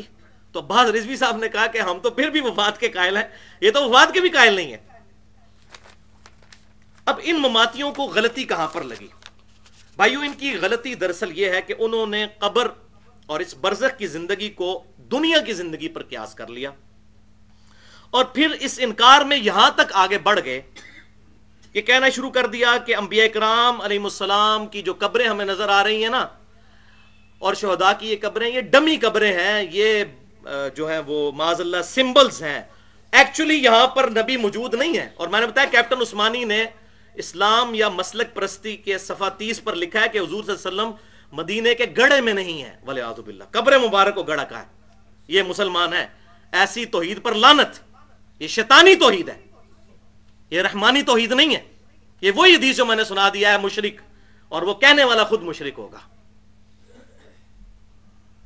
ہم رحمانی توحید مانتے ہیں، شیطانی توحید نہیں مانتے. توحید بیان کریں، انبیاء کی توہین نہ کریں. لا ترفعوا اصواتکم فوق صوت النبی، نبی کی آواز سے بھی اپنی آواز کو بلند نہ کرنا، تمہارے اعمال اکارت ہو جائیں گے اور تمہیں خبر بھی نہیں ہوگی. بخاری شریف اٹھا کے دیکھیں، سورہ حجرات کی یہ آیت ابو بکر اور عمر کے بارے میں نازل ہوئی تھی. وہ آپس میں لڑ پڑے تھے حضور کے سامنے، حضور سے بدتمیزی نہیں کی، اور اللہ تعالیٰ نے کہا ابو بکر عمر تمہارے بھی اعمال برباد ہو جائیں گے اگر حضور کے موجودگی میں اپنی آواز کو بلند کیا. بھائیو بڑا نازک معاملہ ہے. نبی صلی اللہ علیہ وسلم کی عزت اور ناموس یہ اسلام کی بنیاد ہے. مدینے کے گڑھے میں لعنت اللہ علی الکاذبین، جھوٹے پر اللہ کی لعنت. پھر وہ لیم ایکسکیوز دیتے ہیں، جی دیکھیں جی ایک بندہ ایک ریش میں مر گیا، ایک بندہ سمندر میں ڈوب گیا تو اس کی قبر کی طرح. تو بھائی آپ بخاری اور مسلم پڑھ کے دیکھیں، وہ حدیث بڑی مشہور کہ ایک بندے کی موت کا وقت قریب آیا، اس نے اپنی اولاد کو جمع کر کے کہا جب میں مر جاؤں تو میری لاش کے ٹکڑے ٹکڑے کر دینا، اس کی راکھ ہواؤں میں اور سمندروں میں بکھیر دینا، کیونکہ اللہ تعالیٰ نے اگر مجھے زندہ کر لیا تو مجھے عذاب دے گا، تو میں اس طریقے سے بچنا چاہتا ہوں. اور جب مر گیا تو اللہ تعالیٰ نے ہواؤں اور سمندروں کو حکم دیا. یہ بخاری اور مسلم دونوں میں ہے، اللہ کی رحمت کے بیان والے چیپٹر میں، مشکات میں بھی موجود ہے. وہ ساری راکھ جمع کی، اللہ نے پھر زندہ کر لیا. اس نے کہا یا اللہ اسی سے بچنا چاہتا تھا. اللہ تعالیٰ نے فرمایا کیوں؟ یا اللہ تجھے ڈر بڑا لگتا تھا. فرمایا تجھے بخش دیا. کفر کر کے مرا ہے، لیکن اس کا کفر جزوی تھا، کلی کافر نہیں تھا. یہ وہ مانتا تھا کہ اللہ مجھے زندہ کر سکتا ہے، لیکن اس نے یہ خیال کیا کہ اگر اس طریقے سے میں اپنی راکھ بنا دوں گا، لاش کے ٹکڑے کر پھر زندہ نہیں کر سکتا. تو اس سے یہ بات پتہ چلی کہ اگر کسی کے عقیدے میں جزوی طور پر شرک بھی پایا جاتا ہو تو اس کی بھی بخشش کی گنجائش موجود ہے اگر اللہ چاہے تو. کلی شرک کی نہیں میں بات کر رہا. یہی وجہ ہے، اسی حدیث کی بنیاد پر میں یہ بات کہتا ہوں کہ کسی بھی اہل قبلہ، اہل کلمہ کو، اہل سنت کہلوانے والے تینوں گروہ، بریلوی، دیوبندی یا سلفی یعنی اہل حدیث یا اہل تشیع، کسی کو کافر نہیں کہنا چاہیے. ہاں کلمہ کو مشرک ہو سکتا ہے، کافر نہیں ہوگا، اسلام سے نہیں نکلے گا. اللہ کے سپرد معاملہ، کہیں جزوی اس کو خرابی لگی اللہ تعالیٰ چاہے تو معاف کر سکتا ہے. اس کو نہیں معاف کیا، اور بخاری اور مسلم دونوں میں کوئی افسانہ نہیں ہے. تو وہاں بھی تو اللہ تعالیٰ نے اس کو زندہ کر لیا. وہ کہتے ہیں جی راکھ اڑ گئی تو یہ کہ تانوں ٹینشن لینے دی پائی کیڑی لوڑ ہے، راکھ اڑ گئی تے سمندر ہو گیا تو یہ وہ پائی جی نے زندہ کرنا ہے، تمہیں ٹینشن لینے کی کیا ضرورت ہے؟ جس نے زندہ کرنا ہے وہ زندہ کر لے گا. اور عموماً لوگوں کو قبر میں ہی دفن کیا جاتا ہے، لہٰذا ہم یہ جو کہتے ہیں قبروں میں انبیاء زندہ ہیں، تو عموماً قبر کا لفظ استعمال ہوتا ہے. قرآن پاک خود بھی کرتا ہے. سورہ عبس کے اندر اللہ تعالیٰ فرماتا ہے ہیومن لائف سائیکل کو بیان کرتے ہوئے ثم اماتہ واقبرہ، اس کے بعد انسان کو موت آتی ہے اور قبر مل جاتی ہے. ساروں کو تو قبر نہیں ملتی، لیکن عموماً تو لوگوں کو قبر ملتی ہے، اور جس کو نہیں ملی اس کی وہیں پر اللہ تعالیٰ قبر بنا دے گا. شیر کے پیٹ میں قبر بنا دے، ہواؤں میں قبر بنا دے، سمندروں میں بنا دے، اللہ تعالیٰ تو ہر چیز پر قادر ہے. تو انہوں ٹینشن لینے کی کیڑی لوڑ ہے؟ ہمارا تو کوئی ایشو نہیں اس میں. اسی طریقے سے وَإِذَا الْقُبُورُ بُعْثِرَتْ عَلِمَتْ نَفْسٌ مَا قَدَّمَتْ وَأَخَّرَتْ، جب قبروں کو اکھاڑا جائے گا تو ہر جان جان جائے گی اس نے آگے کیا بھیجا اور پیچھے کیا چھوڑا. اور اس کا کلائمیکس میں کہتا ہوں اس کے اندر تو تعویل ہی ممکن نہیں ہے. ان پہ باقی آیات پہ تو یہ کہتے ہیں جی یہ قبریں ہیں، لیکن یہ وہ قبریں ہیں جو علیین اور سجین میں ہیں، یہ دنیا کی قبریں نہیں ہیں. تو اس کا کیا کریں گے آیت کا؟ قرآن تو اپنی حفاظت کرتا ہے. سورہ توبہ کی آیت نمبر 84 ہے. منافقین کے کانٹیکسٹ میں نبی صلی اللہ علیہ وسلم کو حکم ہوا وَلَا تُصَلِّ عَلَىٰ أَحَدٍ مِّنْهُمْ مَاتَ أَبَدًا، اے نبی صلی اللہ علیہ وسلم ان منافقین میں سے جب کوئی مر جائے کبھی بھی آپ نے اس کا جنازہ نہیں پڑھنا. وَلَا تَقُمْ عَلَىٰ قَبْرِهِ، اور نہ کسی منافق کی قبر پہ کھڑے ہونا ہے. تو کیا علیین سجین پہ حضور جا کے کھڑے ہوتے تھے؟ عقل نہیں کام کرتی ان کی. یہ کس قبر کی بات ہو رہی ہے کہ قبر پہ منافق کی نہیں کھڑے ہونا؟ یہ تو آیات ہیں اور احادیث تو اتنی بریف کرتی ہیں. صرف بخاری اور مسلم کی اتنی احادیث مجھے زبانی آتی ہیں اس کانٹیکسٹ میں، کچھ میں یہ بیان بھی کر دیتا ہوں کہ مسئلہ بالکل کلیئر ہو جائے گا. اور یہ مشہور حدیث ہیں، ہم نے بچے نے سنی ہوئی ہے. پہلی حدیث بخاری اور مسلم کی متفق علیہ حدیث ہے. صحیح بخاری میں اس کا انٹرنیشنل نمبر 1374 ہے کہ آپ صلی اللہ علیہ وسلم نے فرمایا کہ جب مردے کو دفنا کر جاتے ہیں تو مردہ جانے والوں کے قدموں کی آواز بھی سنتا ہے، عام مردہ بھی. پھر فرشتے اس سے سوال کرتے ہیں، اور جو منافق ہوتا ہے جب سوالوں کے جواب نہیں دے سکتا پھر اس کے ساتھ کیا معاملہ ہوتا ہے؟ فرشتے اسے ایک ہتھوڑا مارتے ہیں اور اس کی چیخ و پکار کی آواز جنوں اور انسانوں کے علاوہ ہر مخلوق سنتی ہے، کیونکہ جن اور انسان مکلف ہیں. ان پہ وہ برزخ کا پردہ ہے. یہ سن لیں تو جناب پھر لوگ اذان ہو تو اپنے کاموں میں تو مشغول نہ ہو، سیدھا چلے جائیں مسجد میں. لیکن انعام کیا ہے؟ ان الذین یخشون ربہم بالغیب لہم مغفرۃ واجر کبیر. غیب کے پردے میں جو اللہ کو مانے گا اس کے لیے ہے اجر. دیکھ کے مانا تو کیا مانا؟ تو عام مردہ بھی جانے والوں کی قدموں کی آواز سنتا ہے، اتنا ہم مانتے ہیں. تو سماع موتا کا جو عقیدہ ہے ہم اس کو ایکسیپشن کے ساتھ، کیٹاگوریکلی تو نہیں، ایکسیپشن کے ساتھ جہاں جہاں چیزیں آئیں وہ مانتے ہیں. وہ اہل سنت اہل تشیع کا اجماعی عقیدہ ہے. لہٰذا جو سورہ فاطر کی آیت نمبر 22 ہے اس کو بھی ذرا غور سے پڑھیں. ان اللہ یسمع من یشاء، بے شک اللہ جسے چاہتا ہے سنوا دیتا ہے. تو ٹینشن لینے دی کیڑی لوڑ ہے؟ وَمَا أَنْتَ بِمُسْمِعٍ مَّن فِي الْقُبُورِ، اور اے نبی آپ نہیں سنا سکتے اس کو جو قبر میں دفن ہے. یعنی آپ نہیں سنا سکتے، اللہ سنا سکتا ہے. اللہ پہ تو پابندی نہ لگائے نا بھائی. اللہ تعالیٰ مردے کو سنواتا ہے تاکہ نیک مردہ ہو تو خوش ہو کہ دیکھو ان رشتہ داروں پہ میں نے پہلے بھی رلائی نہیں کیا، میں اپنے اعمال ساتھ لے کر آیا ہوں. جو بخاری اور مسلم میں حدیث ہے کہ انسان کے 3 دوست ہیں، 2 باہر رہ جاتے ہیں اور ایک اندر جاتا ہے. اس کی دولت اور رشتہ دار باہر اور اعمال اندر. تو نیک آدمی خوش ہوتا ہے کہ مجھے پہلے ہی میں نے ان کے اوپر رلائی نہیں کیا تھا، اور بد آدمی پریشان ہو جاتا ہے کہ یہ بھی مجھے دفنا کے چلے گئے. اس کی حسرت میں اضافے کے لیے اس کو قدموں کی آواز سنائی جاتی ہے. بلکہ صحیح بخاری میں یہاں تک موجود ہے میت چارپائی پہ کلام بھی کرتی ہے، جن و انس کے علاوہ ہر مخلوق سنتی ہے. نیک میت کہتی ہے مجھے جلدی جلدی میری قبر کی طرف لے جاؤ. کدھر؟ علیین سجین میں، اس قبر میں. اور بد میت کہتی ہے مجھے کہاں لے کر جا رہے ہو. تو میت بولتی بھی ہے لیکن وہ ہمارے فریم آف ریفرنس سے باہر ہے، وہ برزخ ہے، ان سین بیریئر ہے. اسی طریقے سے صحیح بخاری اور مسلم کی متفق علیہ حدیث ہے، بڑی مشہور حدیث. آپ صلی اللہ علیہ وسلم کچھ قبروں کے پاس سے گزر رہے تھے تو آپ صلی اللہ علیہ وسلم رک گئے اور فرمایا ان 2 قبر والوں کو عذاب ہو رہا ہے. ان 2 قبر والوں کو عذاب ہو رہا ہے، اور کسی بڑی وجہ سے نہیں. ان میں سے ایک شخص پیشاب کے چھینٹوں سے نہیں بچتا تھا اور دوسرا چغلی کھایا کرتا تھا. پھر آپ صلی اللہ علیہ وسلم نے ایک درخت سے ٹہنی توڑی، اس کے 2 حصے کر کے دونوں قبروں پر لگائے. کدھر؟ علیین سجین پہ یا دنیا کی قبروں پہ؟ ان قبروں پہ. اور کہا جب تک یہ ہری رہیں گی اس وقت تک ان کے عذاب میں تخفیف ہوتی رہے گی. اللہ اکبر کبیر. تیسری حدیث صحیح مسلم میں انٹرنیشنل نمبر کے مطابق 7213 نمبر حدیث کہ آپ صلی اللہ علیہ وسلم بنی نجار کے باغ کے پاس سے گزرے تو آپ صلی اللہ علیہ وسلم کا خچر بدک گیا. اتنا بدکا کہ صحابہ کہتے ہیں قریب تھا کہ آپ کو زمین پر گرا دیتا. اس کو عذاب اللہ تعالیٰ نے دکھا دیا تھا. بدک گیا تو حضور صلی اللہ علیہ وسلم رک گیا. آپ نے فرمایا یہ قبریں کس کی ہیں؟ 6-7 قبریں. بتایا گیا کہ یہ تو زمانے جاہلیت کے مشرکین کی قبریں ہیں.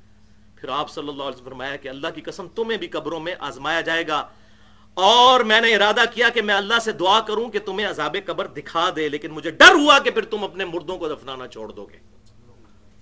صحیح مسلم انٹرنیشنل نمبر کے مطابق 7213 اپنے مردوں کو دفنانا چھوڑ دو گے. پھر آپ صلی اللہ علیہ وسلم نے صحابہ سے کہا کہ عذاب جہنم سے اللہ کی پناہ مانگو، عذاب قبر سے اللہ تعالیٰ کی پناہ طلب کرو، چھپے اور کھلے فتنوں سے اور دجال کے فتنے سے اللہ تعالیٰ کی پناہ طلب کرو، جو بخاری اور مسلم میں موجود ہے. ہم نماز میں تشہد میں بھی پڑھتے ہیں اللہم انی اعوذ بک من عذاب جہنم ومن عذاب القبر ومن فتنة المحیا والممات ومن شر فتنة المسیح الدجال. تو یہ آپ صلی اللہ علیہ وسلم نے کہا کہ تم طلب کرو اللہ تعالیٰ سے پناہ. چوتھی حدیث بھی صحیح بخاری اور مسلم کی متفق حدیث. اچھا یہ بھی بات پتہ چلی ہے، کہتے ہیں فلاں کو کشف القبور ہو جاتا ہے. صحابہ کرام کو تو کوئی کشف القبور نہیں ہوتا تھا، حضور صلی اللہ علیہ وسلم کو نظر آیا ہے، یا حضور کے بیٹھنے کی برکت سے اس خچر کو عذاب قبر نظر آ گیا. باقی صحابہ کے خچر تو کوئی نہیں بت کے.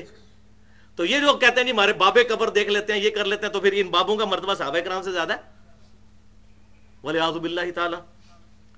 بخاری اور مسلم کی متفق الحدیث سے ایک حبشی عورت حضور صلی اللہ علیہ وسلم سے محبت کرنے والی، آپ صلی اللہ علیہ وسلم کی امتی، وہ مسجد نبوی میں صفائی کیا کرتی تھی. اللہ اکبر، خوش نصیب فوت ہو گئی. صحابہ کرام علیہم رضوان نے راتوں رات اس کو دفنا دیا اور اس کو ایک ہلکی سی عورت شمار کیا کہ یہ حبشی عورت، عام سی عورت صفائی کرنے والی. حضور کو نہیں بتایا کہ وہ فوت ہو گئی ہے. 3-4 دن گزرے، نبی صلی اللہ علیہ وسلم نے کہا کہ وہ عورت نظر نہیں آ رہی. صحابہ کرام علیہم رضوان نے کہا یا رسول اللہ صلی اللہ علیہ وسلم، وہ عورت تو فوت ہو گئی تھی، تو ہم نے آپ کے آرام میں خلل سمجھتے ہوئے اس کو راتوں رات دفنا دیا. تو آپ صلی اللہ علیہ وسلم سخت ناراض ہوئے اور آپ صلی اللہ علیہ وسلم حریص علیکم بالمؤمنین رؤوف الرحیم، کہا کہ مجھے اس کی قبر پر لے جاؤ. آپ صلی اللہ علیہ وسلم اس خوش نصیب عورت کی قبر پر گئے اور قبر پہ جا کے اس کا جنازہ پڑھا. اللہ اکبر. اور پھر آپ صلی اللہ علیہ وسلم نے ارشاد فرمایا کہ یہ قبریں نور، یہ قبریں اندھیروں سے بھری پڑی تھیں، اللہ نے میرے جنازہ پڑھنے کی برکت سے ان قبروں کو نور سے بھر دیا ہے. تو وہ کون سی قبریں تھیں؟ علیین اور سجین کی، یہی والی قبریں. اور قبر پر جا کر آپ صلی اللہ علیہ وسلم نے جنازہ پڑھا.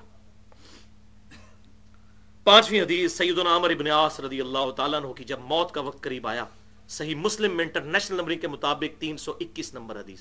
دیکھ لیں میرا کوئی ریفرنس ابھی تک بخاری مسلم سے باہر نہیں گیا کہ شک پڑ جائے پتہ نہیں صحیح ہے یا ضعیف ہے. 321 کتاب الایمان. عمر بن عاص کی وفات کا وقت قریب آیا، بڑی لمبی حدیث ہے. انہوں نے اپنے بیٹوں کو بلا کر نصیحتیں کی اور کہا ہے بیٹو، ایک وہ وقت تھا کہ میں نبی صلی اللہ علیہ وسلم سے سخت نفرت کرتا تھا، اگر اس وقت مر جاتا تو سیدھا دوزخ میں جاتا، لیکن پھر اللہ تعالیٰ نے میرا سینہ اسلام کے لیے کھول دیا. اللہ تعالیٰ نے مجھے اسلام کی دولت سے مشرف فرمایا. جب میں نبی صلی اللہ علیہ وسلم کے ہاتھ پر بیعت کرنے لگا تو میں نے اپنا ہاتھ واپس کھینچ لیا اور کہا یا رسول اللہ پہلے گارنٹی دیں کہ میرے پچھلے سارے گناہ معاف ہو جائیں گے. حضور نے گارنٹی دی تو آپ صلی اللہ علیہ وسلم کے ہاتھ پر میں نے بیعت کی. اللہ کی قسم ہے میرے بیٹو کہ میں آپ صلی اللہ علیہ وسلم کے چہرے کی وجاہت کی وجہ سے پوری زندگی کبھی آنکھیں بھر کر آپ صلی اللہ علیہ وسلم کو دیکھ نہیں سکا. اگر تم مجھ سے پوچھو کہ حضور کے خد و خال چہرے کے کیسے تھے، میں تم سے بیان نہیں کر سکتا. حضور کے رعب کی وجہ سے میں نے کبھی نگاہیں اٹھا کر بھی آپ صلی اللہ علیہ وسلم کی طرف نہیں دیکھا. اگر میں اس وقت مر جاتا تو سیدھا جنت میں جاتا. لیکن پھر میرے بیٹو مجھ پر تیسرا وقت آیا، میری زندگی میں ایک تیسرا وقت آیا اور مجھے آزمایا گیا حکمرانی کے فتنے سے. یہ وہی فتنہ جو انہوں نے امیر معاویہ کے ساتھ مل کر مولا علی کے خلاف خروج کیا اپنی آخری وقت میں. ظاہر ہے انسان کو اپنی غلطیاں تو یاد آتی ہیں موت کے وقت. تو بیٹو اب مجھے نہیں پتا میرے ساتھ کیا معاملہ ہونا ہے، مجھے آزمایا گیا. تحکیم کے مسئلے میں جو کچھ کیا یہ علیحدہ سے ایک ایشو ہے، اس کو میں یہاں پہ سکپ کرتا ہوں. تو اب میں جب مر جاؤں تو میرے ساتھ، میرے میت کے ساتھ کوئی نوحہ کرنے والی اور کوئی آگ اٹھا کر نہ جانا. جب میں مر جاؤں تو میری قبر میں دفنانے کے بعد میری قبر پر اتنی دیر تک بیٹھے رہنا جتنی دیر تک ایک اونٹ کو نہر کر کے اس کا گوشت تقسیم کیا جاتا ہے، تاکہ میں اپنی قبر سے مانوس ہو جاؤں. کس قبر سے؟ علیین یا سجین، یا اس قبر پہ بیٹھنا، اس قبر پہ. اور میں دیکھوں کہ میں اپنے رب کے بھیجے ہوئے فرشتوں کو سوالوں کے کیا جواب دیتا ہوں. یعنی یہ 2-2.5 گھنٹے بنتے ہیں اگر اونٹ کو نہر کر کے اس کا گوشت تقسیم کیا جائے. تو عمر بن عاص رضی اللہ تعالیٰ عنہ نے امت کو بالکل واضح عقیدہ دے دیا کہ اسی قبر میں سوال جواب ہوتے ہیں، یہی وہ قبر ہے. اور میں یہ سمجھتا ہوں کہ ان کا یہ عقیدہ بالکل اس حدیث کا مصداق بھی تھا جو سنن نبی داؤد میں انٹرنیشنل نمبرنگ کے مطابق 3221 نمبر حدیث ہے کہ آپ صلی اللہ علیہ وسلم جب بھی کسی میت کو دفنانے کے بعد فارغ ہوتے تو آپ صلی اللہ علیہ وسلم اس قبر کے پاس کھڑے ہو کر کہتے ہیں اپنے بھائی کے لیے استغفار کرو، نمبر 1، نمبر 2 اس کے لیے ثابت قدمی کی دعا کرو، اور نمبر 3 اس سے اب سوال ہونے والے ہیں۔ قبر پہ کھڑے ہو کہتے ہیں اب سوال ہونے والے ہیں۔ تو بھائیو، روحوں کا تعلق علیین اور سجین کے ساتھ بھی ہوتا ہے اور جسموں کے ساتھ بھی، اور اہل سنت اور اہل تشیع کا اجماعی عقیدہ ہے کہ عذاب قبر ہو یا جزا ہو، جزا یا سزا، یہ روح اور جسم دونوں کو ہوتا ہے، عام مردے کے کیس میں بھی۔ اب وہ یہ کہتے ہیں کہ جی دیکھیں جی قرآن پاک میں آیا کہ 2 زندگیاں اور 2 موتیں ہیں، سورۃ البقرہ کی آیت نمبر 28 اور سورۃ المؤمن کی آیت نمبر 11 کا حوالہ دیتے ہیں۔ تو اگر آپ کہیں گے کہ مردہ قبر میں زندہ ہو جاتا ہے تو یہ تیسری زندگی بن جائے گی، تو یہ تو قرآن کی مخالفت ہے۔ اور بھائی یہ زندگی وہ والی زندگی ہے ہی نہیں ہے جو 2 زندگیاں اور 2 موتیں بیان کی گئیں، ورنہ ہم قرآن پاک سے اب آپ کو الزامی جواب دیتے ہیں۔ سورہ الزمر کی آیت نمبر ہے 42 کہ اللہ تعالیٰ فرماتا ہے کہ ہم نیند کی حالت میں تمہاری روح کو قبض کر لیتے ہیں، اور جس کو موت دینی ہوتی ہے اس کی روح اپنے پاس روک لیتے ہیں اور باقیوں کی واپس کر دیتے ہیں۔ اب مجھے بتائیں، جب نیند کی حالت میں روح قبض ہوتی ہے تو بندہ مرا ہوا ہوتا ہے، اس کو چٹکی کاٹیں یا سوئی چبوئیں تو وہ اٹھ جاتا ہے، سانس بھی اس کی جاری ہوتی ہے۔ اگرچہ روح اس کی اللہ کے پاس ہوتی ہے لیکن اس روح کا تعلق جسم کے ساتھ رہتا ہے۔ تو ہزاروں زندگیاں، ہزاروں موتیں تو ہم کرتے ہیں۔ صحیح بخاری میں حدیث نہیں ہے کہ جب صبح آپ سو کے اٹھیں تو کیا دعا مانگتے ہیں؟ الحمدللہ الذی احیانا بعد ما اماتنا والیہ النشور، اے اللہ تو نے مجھے مرنے کے بعد دوبارہ زندہ کیا، تیری ساری تعریفیں ہیں۔ تو روزانہ مرتے جیتے ہیں ہم، تو 2 زندگیاں 2 موتوں والا کون سا سوال ہوا؟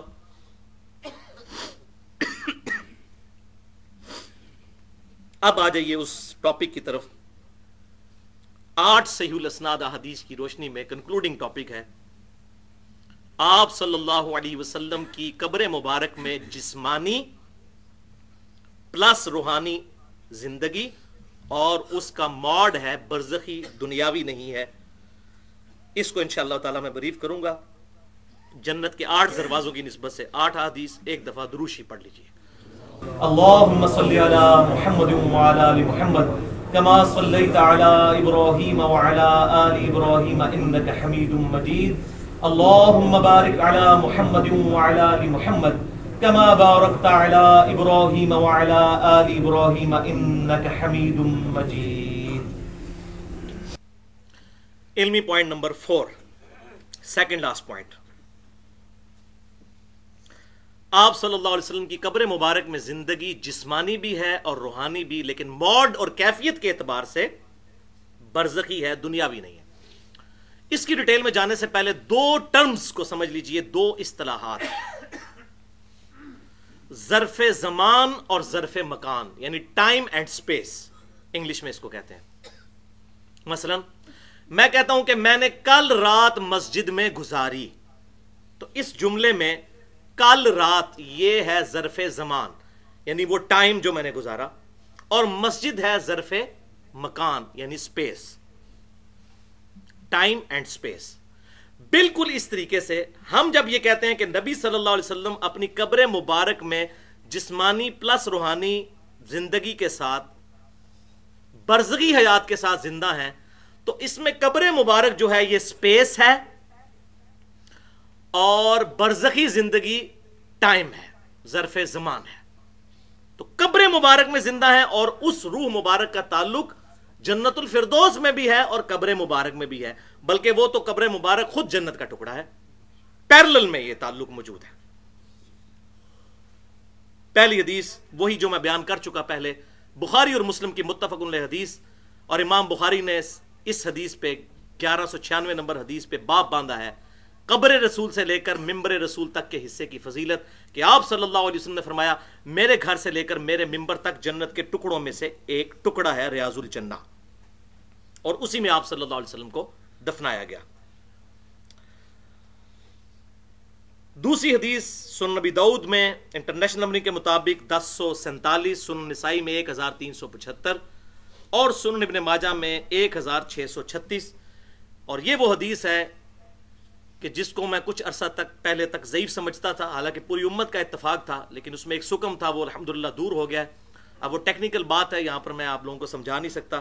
بہرحال اس میں جو راوی جس پر اعتراض تھا کہ یہ عبد الرحمن بن یزید بن جابر نہیں بن تمیم ہے، تو یہ بات بالکل اسٹیبلش ہے محدثین کے ہاں کہ یہ بن تمیم نہیں ہے بلکہ بن جابر ہے، اور یہ روایت بالکل صحیح ہے، مرفوع اور موقوف روایتیں جو ہے وہ آلریڈی میں نے کئی دفعہ بیان کی ہیں، صحیح موجود ہیں، بل یہ حدیث بہت کریٹیکل حدیث ہے، بڑی مشہور حدیث ہے کہ آپ صلی اللہ علیہ وسلم نے فرمایا کہ تمہارے دنوں میں سب سے افضل دن جمعے کا دن ہے، اسی دن آدم علیہ السلام پیدا ہوئے، اسی دن ان کو موت آئی، اسی دن قیامت قائم ہوگی، اور اسی دن سور پھونکا جائے گا، تم جمعے کے دن مجھ پر کثرت سے درود شریف پڑھا کرو، بے شک تمہارا درود مجھ پر پیش کیا جائے گا۔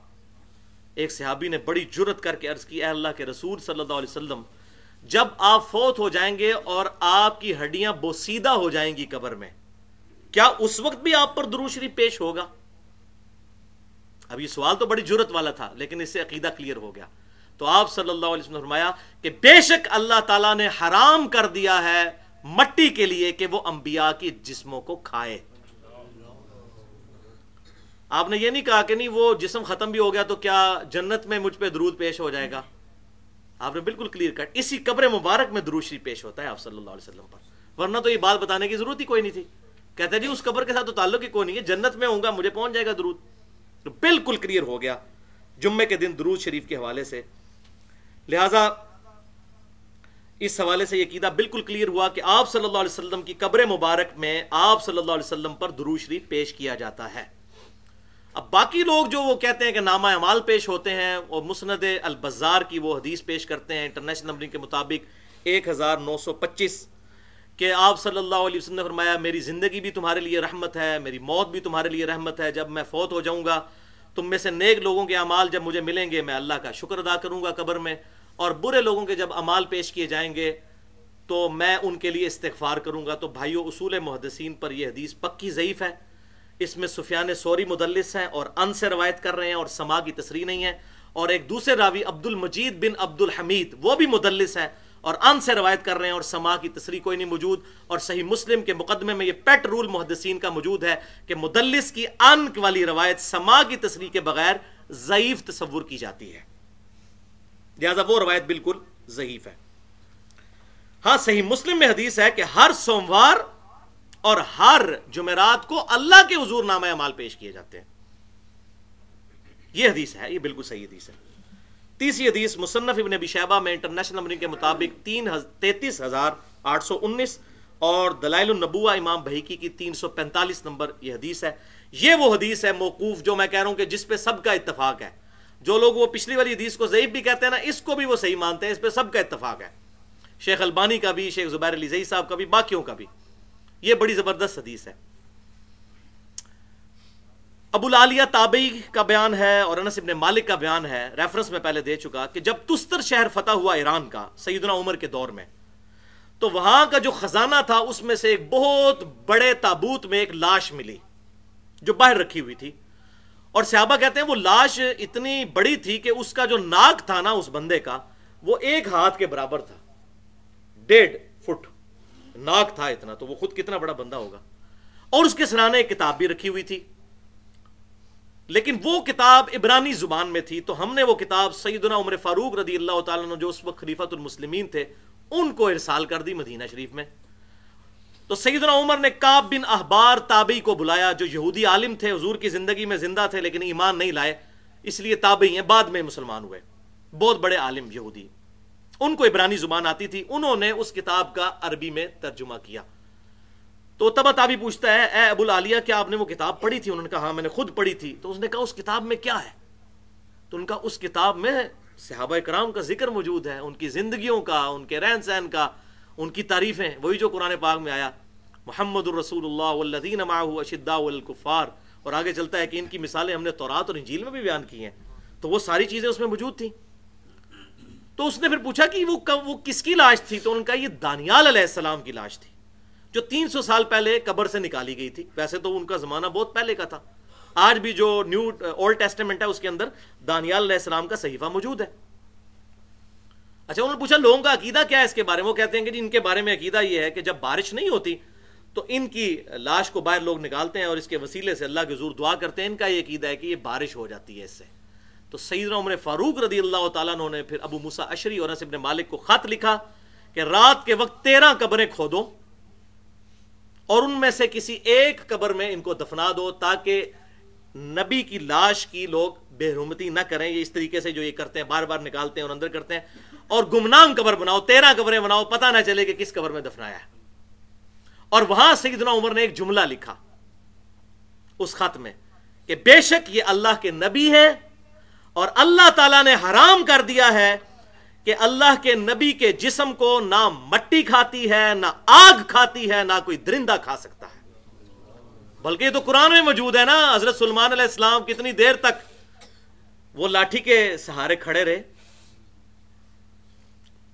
ہفتوں مہینوں, کوئی درندہ قریب نہیں آیا. تو اللہ تعالیٰ نبیوں کی الحمدللہ حفاظت کرتا ہے. چوتھی حدیث سنن نبی داؤد میں انٹرنیشنل نمبر کے مطابق 2042 نمبر حدیث ہے. آپ صلی اللہ علیہ وسلم نے فرمایا, بڑی مشہور حدیث ہے, میری قبر پر میلہ مت لگا لینا.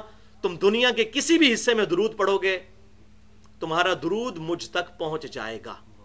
کدھر پہنچے گا؟ قبر میں, کیونکہ آپ نے قبر کا ذکر کیا کہ قبر پہ میلہ نہ لگانا, یعنی سلام عرض کر کے چلے جانا, وہاں پہ میلہ نہ لگایا جائے, سلام عرض کریں اور وہاں سے چلے جائیں. کہیں بھی پڑھو گے مجھ تک تمہارا درود پہنچا دیا جائے گا. پانچویں حدیث بخاری اور مسلم کی متفق علیہ حدیث ہے کہ آپ صلی اللہ علیہ وسلم نے ارشاد فرمایا کہ جب تم نماز میں پڑھو گے السلام علیکہ ایھا النبی ورحمۃ اللہ وبرکاتہ السلام علینا وعلی عباد اللہ الصالحین, تو زمین و آسمان میں جو کوئی بھی اللہ کا نیک بندہ ہے اللہ تعالیٰ تمہارا سلام اس تک پہنچا دے گا. یہ بخاری اور مسلم میں اللہ تعالیٰ پہنچا دے گا. اسی لیے ہم کیا کہتے ہیں, اللہم صلی علی محمد, اے اللہ آپ پہنچا دیجئے. لہٰذا یہ جو بعض دیوبند اور اہل حدیث نے یہ عقیدہ بنایا اپنی طرف سے کہ جی ہم نماز میں حقائقتاً درود پڑھتے ہیں, یہ سلام پڑھتے ہیں, یہ شب معراج کی گفتگو, یہ بالکل جھوٹ ہے بھائیو. کسی ضعیف روایت میں بھی موجود نہیں ہے کہ یہ شب معراج کی گفتگو ہے تشہد. یہ بخاری اور مسلم کی متفق علیہ حدیث ہے. ابن مسعود کہتے ہیں آپ صلی اللہ علیہ وسلم نے ہمیں قرآن کی طرح میرے اپنے دونوں مبارک ہاتھوں کے درمیان میرا ہاتھ لے کے تشہد ہمیں تعلیم فرمایا تھا. التحیات للہ والصلوات سے لے کر عبدہ ورسولہ تک. عبداللہ بہاولپوری صاحب نے لکھا جی ہم نماز میں سٹوری کے طور پہ درود پڑھتے ہیں. وہ نماز ہی کیا ہے, سٹوری کے طور پہ کہاں سے پڑھنا ہے؟ بخاری اور مسلم ہی بھائی آپ پڑھ لیتے کہ اللہ کے محبوب صلی اللہ علیہ وسلم فرما رہے ہیں کہ جب تم درود پڑھو گے اللہ تمہارا درود پہنچا دے گا. تو سٹوری پہنچائے گا؟ انشائیہ پڑھنا ہے, انشائیہ پڑھنا ہے. چھٹی حدیث سنن نسائی میں انٹرنیشنل نمبر کے مطابق 1283, آپ صلی اللہ علیہ وسلم نے فرمایا بے شک اللہ کے کچھ فرشتے زمین میں گردش کرتے رہتے ہیں اور کرتے رہیں گے, اور میرے امتیوں کا سلام مجھ تک پہنچاتے ہیں اور پہنچاتے رہیں گے. یہ الحمدللہ یہ بھی حدیث بالکل صحیح ہے. البتہ ایک حدیث پیش کی جاتی ہے کہ جی آپ صلی اللہ علیہ وسلم نے فرمایا کہ اللہ تعالیٰ قیامت تک میری قبر پر ایک فرشتہ مقرر کر دے گا جو ساری طرف کی آوازیں سن کے مجھ تک درود شریف پہنچائے گا. وہ روایت بالکل ضعیف ہے اور شیخ البانی کو بھی اس مسئلے میں غلطی لگی. 1530 نمبر انہوں نے سلسلہ احادیث صحیحہ میں اس کو لیا اور کہا کہ روایت صحیح ہے. حالانکہ جب اس پر بحث کی تو انہوں نے خود مانا کہ اس میں کچھ راوی ایسے ہیں جو مجہول ہیں اور کچھ جو ہے وہ محدثین کے نزدیک ضعیف ہیں, اور آخر میں اتنا کانفیڈنس لوز کر گئے تھے انہوں نے اینڈ پہ لکھا کہ انشاءاللہ یہ حسن بن جائے گی. تو اسے پتہ چل گیا کہ کوئی نہیں بنتی ہے. انشاءاللہ جب لگایا ساتھ تو اندازہ ہو گیا کہ یہ تو یہ ٹیکنیکل چیز ہے جی. انشاءاللہ 2 × 2 = 4 تو نہیں ہوتے نا, وہ تو ڈیفینیٹلی ہیں. انشاءاللہ تو نہیں کہنا, یہ کوئی مستقبل کی بات تو نہیں آپ کر رہے, ڈیفینیٹ ماضی کی بات کر رہے ہیں. تو یہ روایت بالکل ضعیف ہے. اس حوالے سے میں نے یہ ساری روایتیں جو ہیں وہ قبر رسول والا لیکچر 54C اور D 200 منٹ کی گفتگو ہے.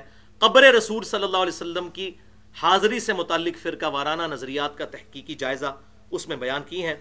اب آخری 2 حدیثیں اس پوائنٹ کی کرٹیکل احادیث. 7ویں حدیث سنن نبی داؤد کتاب المناسک میں آپ صلی اللہ علیہ وسلم کی قبر مبارک کی حاضری والے چیپٹر میں 2041 نمبر حدیث ہے. آپ صلی اللہ علیہ وسلم نے ارشاد فرمایا جب کوئی شخص مجھ پر سلام پڑھے گا تو اللہ تعالیٰ, یہ پرٹیکولر قبر کے بارے میں, اللہ تعالیٰ میری روح کو لوٹا دے گا اور میں اس کے سلام کا جواب بھی دوں گا. اللہ تعالیٰ مطلع کر دے گا. جو قبر پر جا کر سلام عرض کرتا ہے تو آپ صلی اللہ علیہ وسلم اس کے سلام کا جواب خود دیتے ہیں.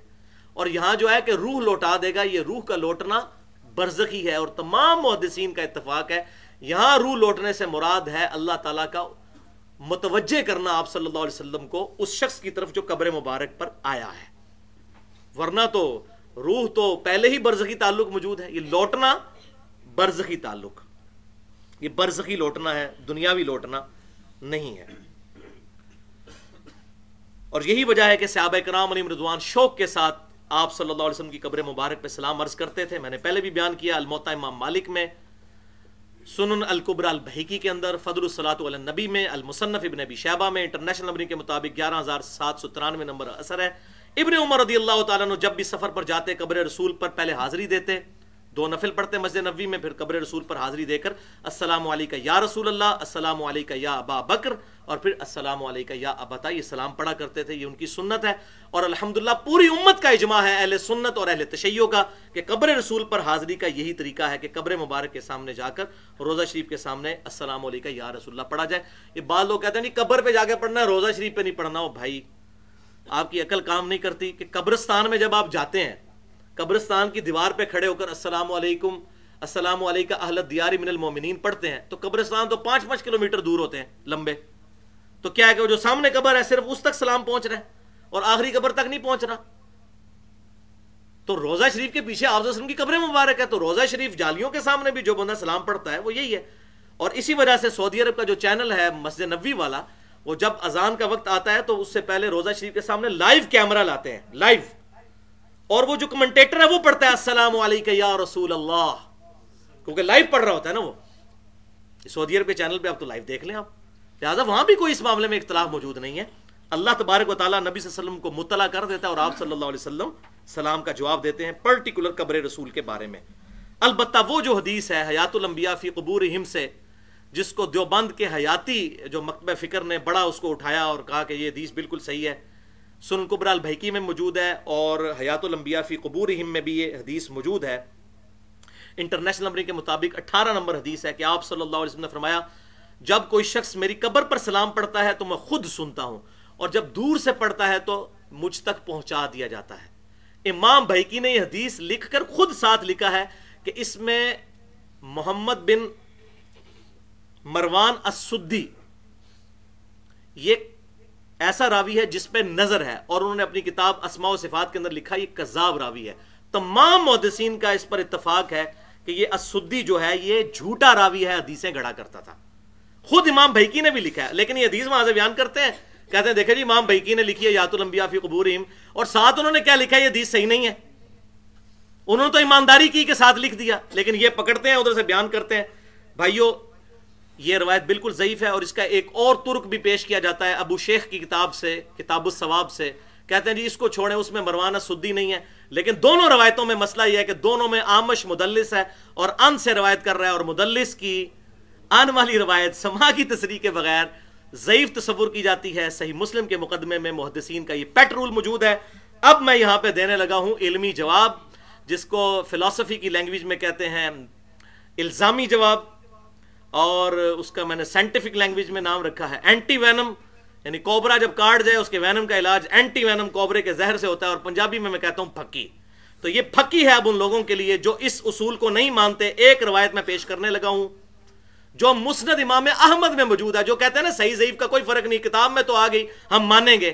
مسند امام احمد میں انٹرنیشنل نمبرنگ کے مطابق 21274 ہے، اور مشکات میں انٹرنیشنل نمبرنگ کے مطابق 4902 نمبر حدیث.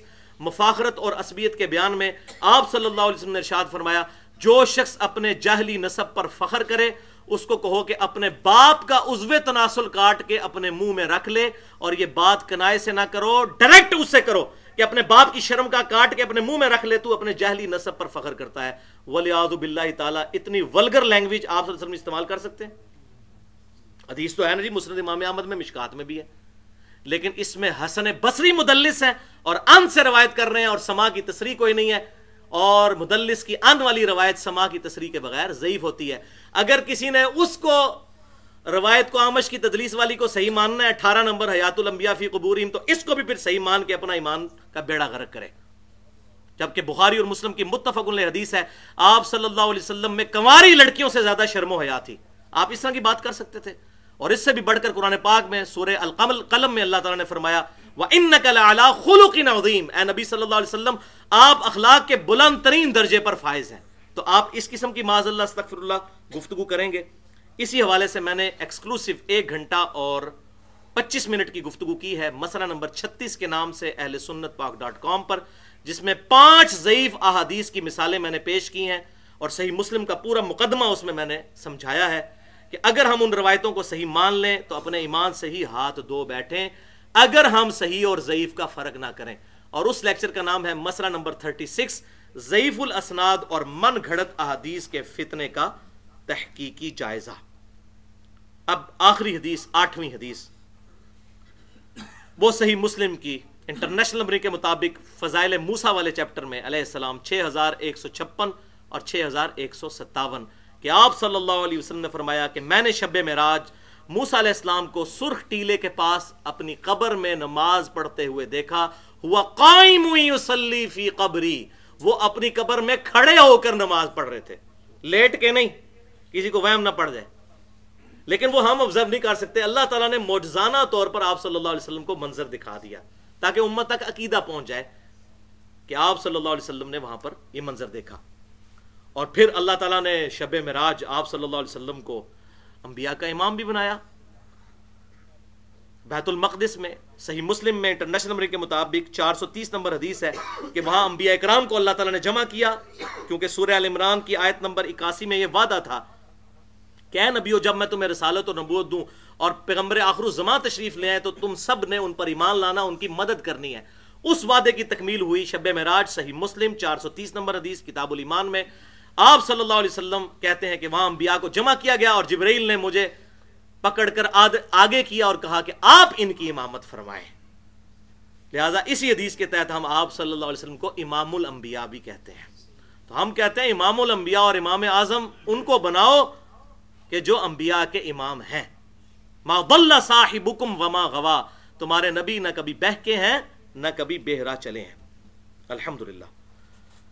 تو یہ جو بعض لوگ کہتے ہیں یہ معجزہ تھا، معجزہ تو بھائی وہ تھا بیت المقدس، معجزہ تھا آسمانوں پہ، معجزہ تھا، تو پھر تو آپ خود کہتے ہیں انبیاء جنتوں میں ہیں، تو وہ آسمان تو جنت نہیں ہے۔ لیکن قبر میں جو دکھایا گیا وہ معجزے والا معاملہ آپ صلی اللہ علیہ وسلم کے دیکھنے کے اعتبار سے تھا، لیکن وہ قبر میں کھڑے ہو کر نماز پڑھ رہے تھے، یہ بالکل عقیدہ صحیح ہے۔ اور حیات الانبیاء فی قبورہم میں پہلی روایت یہی ہے جو مسند ابی یعلا میں بھی موجود ہے، میں نے اس کا حوالہ پہلے بھی دیا تھا، 3425، الانبیاء احیاء فی قبورہم یصلون، نبی اپنی قبروں میں زندہ ہیں اور نمازیں بھی پڑھتے ہیں، لیکن ہم اس کو آبزرو نہیں کر سکتے۔ اب آخری 10-12 منٹ کی گفتگو رہ گئی ہے، میں نے پوری پریکٹس کی تھی اور میرا خیال تھا 2 گھنٹے میں لیکچر ختم ہوگا، لیکن یہ انشاءاللہ 1.25 گھنٹے کے اندر ہو جائے گا۔ اور وہ ہے علمی پوائنٹ نمبر 5، آخری پوائنٹ، اس کے بغیر یہ لیکچر ادھورا ہے، کیونکہ اس کو ہم نے کنکلوڈ کرنا ہے۔ کوئی ان اٹینڈڈ تو چیز نہیں چھوڑنی نا،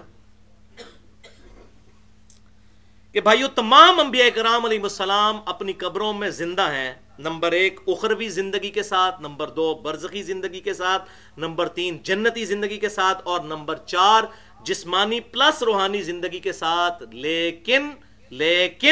لیکن اس کا موڈ اور کیفیت برزخی ہے، دنیاوی نہیں ہے۔ ہماری ان سے کوئی ڈائریکٹ کمیونیکیشن نہیں ہو سکتی، ہمارا درود و سلام وہاں تک پہنچتا ہے، بالکل پہنچتا ہے، اور جو قبر پر سلام عرض کرتا ہے اللہ تعالیٰ مطلع کرتا ہے، آپ صلی اللہ علیہ وسلم خود جواب بھی دیتے ہیں، ہم بے شک نہ سنیں لیکن آپ صلی اللہ علیہ وسلم جواب دیتے ہیں، لیکن ہماری ڈائریکٹ کمیونیکیشن نہیں ہو سکتی۔ درود شریف بھی ہم کیا کہتے ہیں؟ اللہم صلی علی محمد وعلی آل محمد۔ لہذا یہ جو جنید جمشید صاحب نے نعت پڑھی، مفتی سعید صاحب کی لکھی ہوئی، فرشتوں یہ پیغام دے دو کہ خادم تمہارا سیدار ہے، یہ بالکل غلط ہے۔ فرشتوں کو ہم نہیں کہہ سکتے، فرشتوں کو تو اللہ تعالیٰ نے بڑی ڈیوٹیاں لگائی ہوئی ہیں، تو ہم کیا کہیں گے؟ فرشتوں بارش برسا دو کہ گرمی کا موسم قریب آ رہا ہے، یہ کہہ سکتے ہیں؟ نہیں، فرشتوں کو ہم کوئی ڈیوٹی نہیں اسائن کر سکتے۔ ہم کیا کہیں گے؟ اللہم صلی علی محمد وعلی آل محمد، آپ پہنچائیے اے اللہ، اللہ تعالیٰ فرشتوں کے ذریعے پہنچائے، ہواؤں کے ذریعے پہنچائے، جنات کے ذریعے پہنچائے، ہم اللہ تعالیٰ کو پکاریں گے، ایاک نعبد و ایاک نستعین۔ اور اسی میں جملہ بولتا ہوں کہ بھائیو جھگڑا یہ نہیں ہے کہ مولا علی کو اختیار ہے یا نہیں، شیخ عبد القادر جیلانی کو اختیار ہے یا نہیں، اختیار ہو تب بھی اللہ کے علاوہ کسی اور ہستی سے دعا کرنا عبادت کی ایک شکل ہے اور وہ شرک ہے۔ بارش کون برساتا ہے؟ اللہ۔ ڈیوٹی کس کی ہے؟ فرشتوں کی۔ لیکن ہم بارش اللہ سے مانگیں گے، فرشتوں سے مانگیں گے تو مشرک ہو جائیں گے۔ اور بخاری اور مسلم کی متفق علیہ حدیث ہے، آپ صلی اللہ علیہ وسلم دنیا میں موجود تھے اس وقت کی، بخاری اور مسلم میں، کہ 70 صحابہ کو دھوکے سے شہید کر دیا۔ تو جب وہ شہید ہونے لگے اس وقت انہوں نے کہا اے اللہ تو ہمارے نبی کو ہمارے حال کی خبر کر دے کہ ہم نے تیرے نبی کے دین کو نہیں چھوڑا، ہم اس حال میں اپنے رب سے مل رہے ہیں کہ ہمارا رب ہم سے راضی، ہم اس سے راضی۔ اور حضور صلی اللہ علیہ وسلم کی چشمان کرم سے آنسو جاری ہیں، اور کہا کہ تمہارے بھائیوں نے مرتے مرتے یہ دعا کی تھی اللہ کے حضور، اللہ نے میرے تک وہ بات پہنچا دی ہے کہ انہوں نے اپنے نبی کا دین نہیں چھوڑا۔ انہوں نے یہ نہیں کہا فرشتوں یہ پیغام دے دو، یا رسول اللہ انظر حالنا، ان کو پتہ تھا یہ گستاخی ہے ایسا عقیدہ رکھنا، حضور نے تعلیم ہی نہیں فرمایا۔ اللہ سے کہہ رہے ہیں، اللہ پہنچا رہا ہے، ہمارا آج بھی سلام پہنچ رہا ہے، اللہم صلی علی محمد کہیں یا السلام علیکہ ایھا النبی، ہمیں کوئی یا رسول اللہ سے چڑ نہیں ہے، ہم یہاں بھی یا رسول اللہ کہتے ہیں، ہر نماز میں کہتے ہیں، لیکن کیا عقیدہ ہے؟ اللہ تعالیٰ ہمارا سلام حضور تک پہنچا رہا ہے، السلام علیکہ ایھا النبی ورحمۃ اللہ وبرکاتہ۔ میں نے تو تقریباً 2.25 گھنٹے کی مسئلہ حاضر ناظر کے اوپر گفتگو کی ہے، مسئلہ نمبر 7 کے نام سے، اور اس میں جو ایگزیجریشنز ہیں ساری طرف کی وہ میں نے الحمدللہ کھول کر بیان کی ہیں۔ آج کے لیکچر کے حوالے سے کوئی تشنگی نہ رہ جائے، 2 لیکچرز اس کے ساتھ کمپلیمنٹری جڑے ہوئے ٹاپک ہیں جو میں آج بیان نہیں کر سکا، ورنہ 3 گھنٹے اور لگ جاتے ہیں، میں آخر میں بس ان کا حوالہ دے دوں۔ پہلا لیکچر ہے مسئلہ نمبر 43 کے نام سے، وسیلہ اور توسل کے صحیح احکام و مسائل، تقریباً 1.5 گھنٹے کی گفتگو ہے۔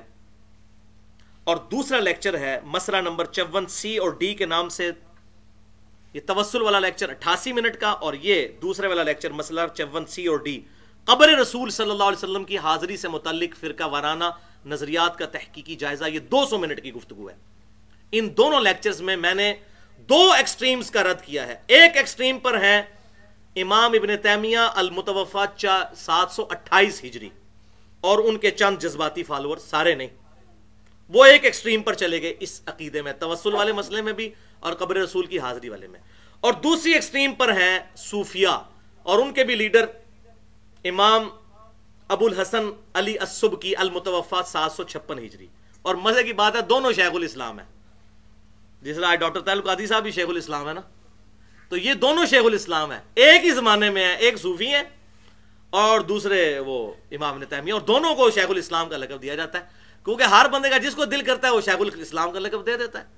یہ کوئی قرآن حدیث میں تو لقب کسی کے لیے نہیں آیا، آپ جس کو مرضی کہتے رہے، ہم نہ اس کو غلط کہتے ہیں نہ اس کی تائید کرتے ہیں، آپ کی مرضی، اجتہادی مسئلہ ہے۔ تو شیخ الاسلام ابن تیمیہ المتوفی 728 ہجری وہ ایک ایکسٹریم پہ، اور امام ابو الحسن علی السبکی المتوفی 756 ہجری وہ دوسری ایکسٹریم پہ۔ دونوں کا میں نے الحمدللہ رد کر کے حق راستہ، آدھا سچ ادھر تھا آدھا ادھر تھا، وہ آدھا ادھر سے لے کے آدھا ادھر سے لے کے سچی بات امت کو بتائی ہے، کیونکہ میری روٹی الحمدللہ دین کے ساتھ نہیں جڑی ہوئی الحمدللہ۔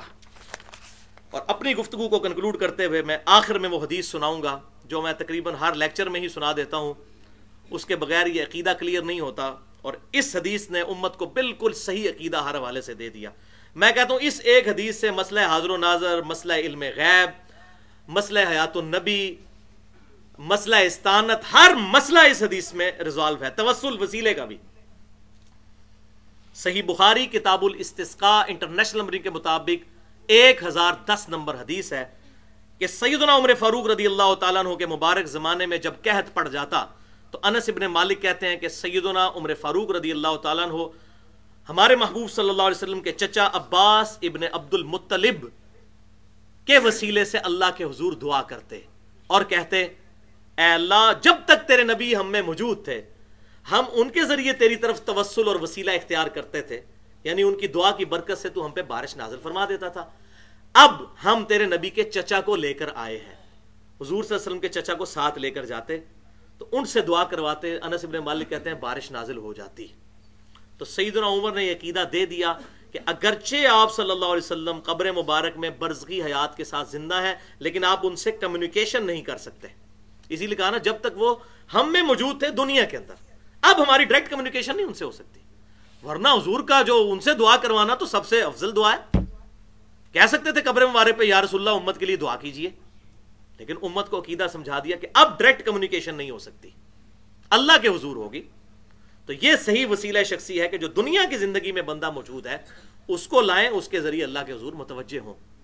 اور مزے کی بات یہ ہے کہ بخاری اور مسلم میں جو احادیث ہیں کہ آپ صلی اللہ علیہ وسلم کے مبارک انگلیوں سے پانی کے چشمے جاری ہوئے، ان میں سے ایک حدیث کے راوی سیدنا عمر بھی ہیں۔ سیدنا عمر کو یہ بات پتہ تھی کہ آپ صلی اللہ علیہ وسلم کی مبارک انگلیوں سے پانی کے چشمے نکلتے ہیں، یہ معجزہ دیکھا ہوا تھا، تو کہہ سکتے تھے یا رسول اللہ قبر مبارک سے ہاتھ باہر نکالیے اور اس پیالے میں ڈال دیجئے تاکہ امت سیراب ہو جائے۔ ان کو پتہ تھا یہ کام کرنا گستاخی ہے، اگرچہ آپ صلی اللہ علیہ وسلم قبر مبارک میں زندہ ہیں، لیکن ہماری ان کے ساتھ اس طرح کی کمیونیکیشن نہیں ہو سکتی۔ تو بخاری اور مسلم نے بالکل عقیدہ واضح کر دیا۔ ہاں، المصنف ابن ابی شیبہ میں ایک روایت پیش کی جاتی ہے، 32,002 نمبر حدیث، سیدنا عمر کے چیپٹر میں، شکر ہے وہاں پہ ڈالی ہے تاکہ ہمیں پتہ بھی چل جائے کہ یہ روایت جعلی ہے۔ وہ کہتے ہیں حضرت عمر کے زمانے میں ایک دفعہ قحط پڑ گیا، اب بخاری تو آپ نے سن لی قحط پڑ لیا تو کیا ہوا، تو کہتے ہیں حضرت عمر کے زمانے میں قحط پڑ گیا تو ایک عرابی آیا، یہ اکثر دیوبندی حیاتی اور ہمارے بریلوی مکتب فکر کے علماء پیش کرتے ہیں، تو اس نے قبر رسول پہ جا کے کہا یا رسول اللہ صلی اللہ علیہ وسلم امت ہلاک ہو رہی ہے، آپ اللہ کے حضور دعا کریں۔ تو حضور صلی اللہ علیہ وسلم کی خواب میں زیارت ہوئی، کہا عمر کو میرا سلام کہنا اور اس کو کہنا ہو سختی نہ کرے، نرمی کے ساتھ، اللہ تعالیٰ نے قریب بارش دے گا۔ وہ کہتے ہیں دیکھیں جی صحابہ کرام ڈائریکٹ بھی قبر سے مانگتے تھے۔ بھائیو اس روایت میں آمش مدلس ہیں اور ان سے روایت کر رہے ہیں، اور مدلس کی آن والی روایت سما کی تصریح کے بغیر ضعیف ہوتی ہے، اور اگر کوئی کہتا ہے نہیں مانتا میں اس کو، تو آمش سے بھی 1,00,000 گنا بڑے امام حسن بصری تابعی 70 صحابہ کی صحبت کرنے والے، ان کی آن والی روایت وہ کہ جو اپنے باپ کے جہلی نسب پر فخر کرے dash dash dash dash dash, اس کو پھر مانے کوئی صحیح، وَلِعَاذُ بِاللَّهِ تعالیٰ اپنا ایمان برباد کرے۔ تو یہ بہرحال وہ توسل والے لیکچر میں نے اس کا پورا انالیسس کیا ہے۔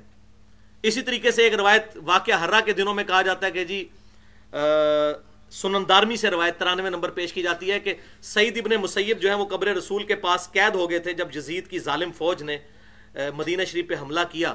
یہ بات تو ٹھیک ہے، اور مسجد نبوی میں 3 دن تک نماز نہیں ہوئی اور وہاں پہ بڑا ظلم ڈھایا اس نے۔ تو وہ کہتے ہیں 3 دن تک میں قبر رسول کے پاس تھا تو مجھے نمازوں کی ٹائمنگ کا قبر سے اذان کی آواز آنے سے پتہ چلتا تھا۔ تو وہ کہتے ہیں دیکھیں جی آپ کہتے ہیں وہ تو قبر سے اذان باہر آتی تھی آواز، یہ تو بھائی ہے ہی امپاسبل بات ہے۔ اور یہ روایت جو سنن دارمی کی 93 نمبر روایت ہے، سعید ابن مسیب سے جو بندہ یہ روایت بیان کر رہا ہے نا، اس کا نام ہے سعید بن عبد العزیز، اور وہ بندہ وہ ہے جس نے سعید ابن مسیب کا زمانہ ہی نہیں پایا ہوا۔ یہ روایت منقطع ہے، سند نہیں جڑی ہوئی۔ اب میں کہتا ہوں جی محمد علی جناح نے فلاں جلسے میں فرمایا، تو مجھے سند بیان کرنی پڑے گی کہ میں نے اپنے نانا سے سنا کہ جب وہ میٹرک کے اسٹوڈنٹ تھے تو انہوں نے وہاں پر جلسہ اٹینڈ کیا، انہوں نے یہ بات سنی، یا فلاں شخص کی کتاب میں یہ بات لکھی ہے کہ وہ وہاں پر موجود تھا اور یہ ہوا، تو مجھے سند بیان کرنی ہوگی۔ بغیر سند کے تو بات جھوٹی ہوگی، ورنہ تو جو جس کا دل کرے گا بیان کرے۔ تو یہ منقطع روایت ہے، یہ اکثر پیش کرتے ہیں۔ اب آخر میں 2 واقعات دماغ کی بریکیں کھولنے کے لیے۔ بریکیں نہیں کھلتی جب تک کوئی بات کڑوی نہ کی جائے، اور یہ اس حیات النبی کے عقیدے کا، اب یہ ساری کی ساری چیزوں کے بعد اگر میرے جیسا منصف مزاج بندہ یہ کہہ رہے خدا کے لیے یہ دنیاوی زندگی نہیں ہے، اس کو مانے۔ ہم نے تو دیکھیں دیوبندی مماتیوں سے بھی ٹکر لے لی، اور اہل حدیث جو چند لوگ ان کی وجہ سے گمراہ ہوئے ان سے بھی ٹکر لے لی ہے یہ لیکچر دے کے۔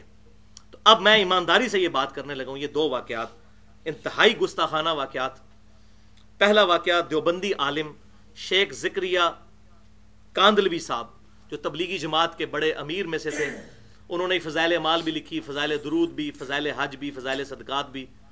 انہوں نے فضائل درود اور فضائل حج میں واقعہ نمبر 12 پیج 166 کتب خانہ فیضی جو رائے ونڈ سے شائع ہوتی ہے فضائل حج، اس کا حوالہ، اور بریلوی مکتبہ فکر کے بہت بڑے عالم الیاس قادری صاحب جو دعوت اسلامی کے امیر ہیں، ان کی کتاب ہے فیضان سنت، اس کا صفحہ 654، مصافحہ اور معانقہ کی سنتیں اور آداب۔ یہ سنتیں اور آداب سکھا رہے ہیں۔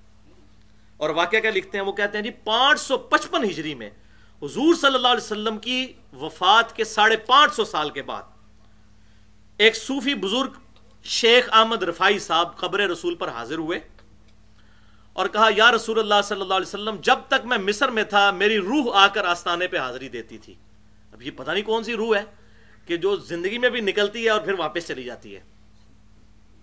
یا رسول اللہ اب جسموں کی حاضری کی باری آئی ہے، قبر مبارک سے اپنا ہاتھ باہر نکالیے، میں آپ کے ہاتھ مبارک کو بوسہ دینا چاہتا ہوں، وَلِعَاذُ بِاللَّهِ تعالیٰ۔ بھائیو لاکھوں اگر حاجی یہی قبر رسول پر حاضری کے وقت ڈیمانڈ رکھ دیں، یہ پاسبل ہے؟ آپ صلی اللہ علیہ وسلم بالکل جسمانی اور روحانی حیات کے ساتھ برزخی موڈ میں زندہ ہے، دنیا میں کمیونیکیشن نہیں ہو سکتی۔ تو کہتے ہیں جی 90,000 لوگوں کی موجودگی میں قبر مبارک سے ہاتھ باہر نکلا. یہ خواب نہیں بیان کر رہے, 90,000 کا مجمع اکٹھا تو نہیں خواب دیکھ رہا, یہ بیداری کا واقعہ وہ بیان کر رہے ہیں. کہہ رہے ہیں جی 90,000 لوگوں نے یہ منظر لائیو دیکھا کہ قبر مبارک سے ہاتھ نکلا, اور شیخ احمد رفاعی نے بوسہ دیا. اور ان منظر دیکھنے والوں میں شیخ عبد القادر جیلانی رحمۃ اللہ علیہ کا نام بھی ذکر کیا جاتا ہے. کر دو جی ذکر تہاڈی مرضی جدا مرضی, تاکہ بریلوی بیچارے سہم جان کے 11ویں والے پیر بھی سن تے پھردے ہویا ہونا ہے. وہ پائی کتنے لکھے ہوا ہے, کدھر لکھا ہوا ہے؟ ان کا نام بھی ذکر کیا جاتا ہے تاکہ سارے پکے ہو جائیں کہ یہ بات بالکل ٹھیک ہے. بھائیو جھوٹ کے پاؤں نہیں ہوتے, اور چور اپنی لنگوٹی چھوڑ کے بھاگتا ہے, اور چور نے یہاں لنگوٹا چھوڑا ہے کہ 1000 سال پہلے کا واقعہ, تقریباً 900 سال پہلے کا, اور کہہ رہے ہیں مسجد نبوی میں 90,000 کا مجمع. بھائی 90,000 کا مجمع آج سے 900 سال پہلے تو بڑی دور کی بات, آج سے 50 سال پہلے بھی 90,000 کا مجمع مسجد نبوی میں نہیں آتا تھا. یہ تو 55 میں ایکسٹینشن ہوئی, اور پھر 90s میں آ کے ایکسٹینشن ہوئی, تو اب 6.5 لاکھ بندہ آتا ہے. آج سے تو 50 سال پہلے بھی 90,000 کا مجمع مسجد نبوی میں نہیں آتا تھا. اور پھر 90,000 بندہ بیک وقت ایک ہاتھ مبارک کو دیکھ سکتا ہے, وہ کتنا ہوگا سائز میں؟ حافظ کا تو قبر مبارک کا سائز بھی ہمیں پتا ہے. وَلِعَوْذُ بِاللَّهِ تعالیٰ. میں یہ کہتا ہوں اتنی بڑی گستاخی, اتنی بڑی جرت. یار صحابہ کرام تو حضور صلی اللہ علیہ وسلم کی وفات کے بعد روتے روتے مر گئے, سیدہ فاطمہ باقی صحابہ کے. ہم اپنے نبی کو اب دیکھ نہیں سکیں گے. انہوں نے تو کبھی نہیں کہا کہ جی قبر مبارک سے ہاتھ باہر نکالیے ہم دیکھیے. سیدہ عائشہ 47 سال تک حضور کے بعد زندہ رہی ہیں, 47 ایئرز, اور اسی حجرے میں جہاں کے قبر مبارک ہے. انہوں نے کبھی نہیں کہا کہ میری حضور سے ملاقات ہوئی. سیدہ فاطمہ نے کبھی نہیں کہا میری ملاقات ہوئی. حتیٰ کہ جب سیدہ عائشہ اجتہادی غلطی کی وجہ سے جمل کے لیے نکلی تو بڑا اچھا موقع تھا, آپ صلی اللہ علیہ وسلم قبر مبارک سے ہاتھ باہر نکالتے کہ نہ لڑو جا کر علی کے ساتھ, وہ خلیفہ برحق ہے. بعد میں جو سیدہ عائشہ روتی رہی, ان کا دوپٹہ تر ہو جاتا تھا. صحیح بخاری میں بھی اشارتاً ذکر ہے, مسند امام احمد, مصنف ابن ابی شیبہ میں, وہ کہتی تھی حضور کے بعد میں نے اتنی بڑی غلطی کی ہے علی سے جنگ کر کے, مجھے اب میری سوکنوں کے ساتھ دفن کرنا, قبر رسول کے ساتھ دفن نہ کرنا, تاکہ ان کی وجہ سے لوگ میری تعریف نہ کریں, ابو بکر, عمر اور رسول اللہ کی وجہ سے. بعد میں وہ روتی تھیں تو حضور صلی اللہ علیہ وسلم روک لیتے نا سیدہ عائشہ کو کہ تم یہ کام نہ کرو. ان سے زیادہ لاڈلی بیوی دنیا اور آخرت میں حضور صلی اللہ علیہ وسلم کی بیوی اور ہماری ماں, انہوں نے کوئی ایسا میں کہتا ہوں جی اس میں میرا چیلنج ہے کوئی ضعیف روایت دکھا دیں کہ حضرت عائشہ نے کہا کہ قبر رسول پہ میری اپنے محبوب صلی اللہ علیہ وسلم سے ملاقات ہوئی ہے. آئی بات کے لوگ سنا ہے آپ ہر عاشق کے گھر تشریف لاتے ہیں, میرے گھر میں بھی ہو جائے چراغاں یا رسول اللہ, اور جب کوئی سمجھاتا ہے اس کو کہتے ہیں گستاخ ہے. گستاخ تو آپ ہو. اور یہی بات المحند المفند میں دیوبند مکتب فکر کے جو کتاب ہے اس میں جو شیخ الشنقیطی نے جو اس پہ تقریض لگائی ہے, اس نے لکھا ہے کہ ہمارا یہ عقیدہ ہے کہ حضور صلی اللہ علیہ وسلم وفات کے بعد بھی دنیا میں تصرف فرماتے ہیں, قبر سے نکل کے دنیا میں تصرف فرماتے ہیں. تو یہ دیوبند کے حیاتی گروپ اور بریلوی ان کا تقریباً عقیدہ اس معاملے میں ایگزیجریٹ کر گیا کہ اس کو دنیاوی زندگی سمجھ, یہاں پر یہ غلطی پہ ہے. باقی میں بالکل اس ویڈیو کی وساطت سے یہ بات حق مانتا ہوں کہ دیوبند اور بریلوی مکتب فکر, دیوبند کا حیاتی گروپ, ان کا عقیدہ 80% ٹھیک ہے ایز کمپیئر ٹو مماتیوں کے اور باقی لوگوں کا, ان کا 20% ٹھیک ہے. لیکن یہ 20% کی اپنی اصلاح کریں, اور اہل حدیث کے بھی جو لوگ گمراہ ہوئے ہیں مماتیوں کی وجہ سے اور انہوں نے اپنا عقیدہ خراب کیا, گستاخانہ عقیدہ رکھا, وہ بھی اپنی اصلاح کریں. وہ 80% ٹھیک ہے, یہ 20% ٹھیک ہے. تو 80-20 کی ریشو کو ملائیں اور جو حق بات ہے اس کو قبول کریں. الحمدللہ وہ میں نے بیان کر دی. اور دوسرا واقعہ بلکہ یہ نظریہ ہے انتہائی شرمناک, انتہائی شرمناک. یقین کریں شرم آتی ہے یہ بات بھی بیان کرتے ہوئے, لیکن کیا کریں.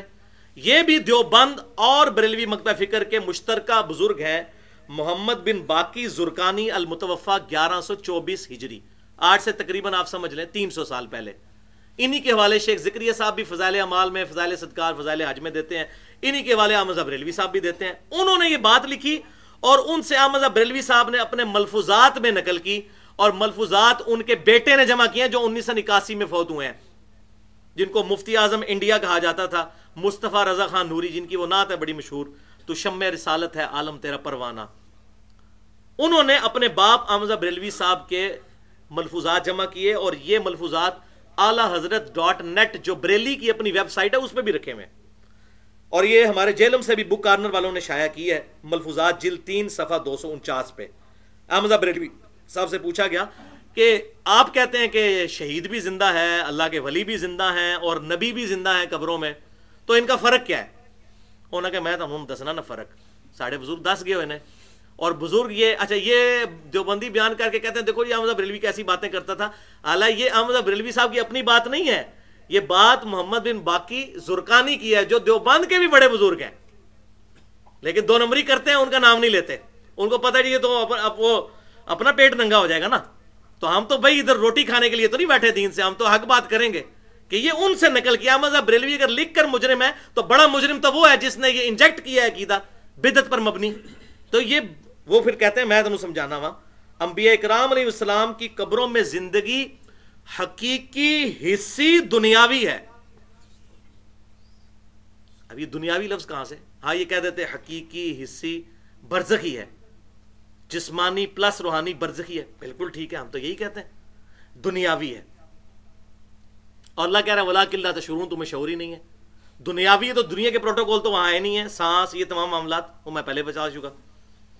اب جناب وہ پھر کہتے ہیں، اب وہ دلیل ان سے پوچھی گئی نا تو انہوں نے کہا کہ دلیل اس کی یہ ہے کہ میرے آقا سیدی محمد بن باقی زرقانی فرماتے ہیں، وہ بزرگ فرماتے ہیں۔ دلیل انہوں نے قرآن حدیث سے نہیں پیش کی، دلیل پیش کی دیوبند حیاتی مکتبہ فکر کے بڑے بزرگ اور بریلوی مکتبہ فکر کے بڑے بزرگ زرقانی صاحب المتوفا 1124 ہجری، کہتے ہیں دلیل بھی آپ کو بتاتے ہیں، انہوں نے فرمایا ہے کہ انبیاء اکرام اپنی قبروں میں زندہ ہیں، حتیٰ کہ انبیاء اکرام علیہ السلام پر قبروں میں ان کی بیویاں ازواج مطہرات بھی پیش کی جاتی ہیں، وہ ان کے ساتھ شباشی بھی کرتے ہیں۔ استغفر اللہ و اتوب الیہ، انا للہ و انا الیہ راجعون۔ اندازہ کریں اتنی جرت، میں کہتا ہوں کوئی شخص اتنی جرت نہیں کر سکتا کہ یہ ساتھ والا کمرہ ہے جس میں میرے والد صاحب میری والدہ کے ساتھ شباشی کرتے ہیں، اور نبی صلی اللہ علیہ وسلم کے بارے میں اتنا بڑا جملہ بول دیا، حیا نہ آئی۔ اب بتائیں کون گستاخ رسول ہے؟ کلیئر ہو گیا۔ اللہ تعالیٰ سے دعا ہے کہ جو حق بات میں نے کہی ہمارے دلوں میں راسخ فرمائے، اگر جذبات میں میرے منہ سے کوئی غلط بات نکل گئی تو ہمارے دلوں سے محو کر دے، ہمیں کتاب و سنت کی تعلیمات پر عمل کر کے دوسرے بھائیوں تک پہنچانے کی توفیق عطا فرمائے۔ سبحانک اللہم و بحمدک، اشہد ان لا الہ الا انت، استغفرک و اتوب الیک، وما علینا الا البلاغ المبین۔ ابھی ٹائم کیوں ہے؟ ایک کرامت ہے، ایسا کرامت ہو سکتی ہے، کوئی دکھا نہیں سکتا نا، ہو جاتی ہے۔ اچھا جی 12 بندے بیٹھے ہیں، کتنے؟ 40-45۔ تو پھر اب کیا صورتحال ہے؟ کتنے ہو گئے ٹوٹل؟ 200 بندہ ہے۔ پمفلٹ سارے بھائی جو نئے آئے ہیں نا وہ ہمارے ریسرچ پیپرز لے کر جائیے گا، ریسرچ پیپرز آپ کو مل جائیں گے باہر۔ کون بانٹ رہے ہیں؟ عمران بھائی؟ ہاں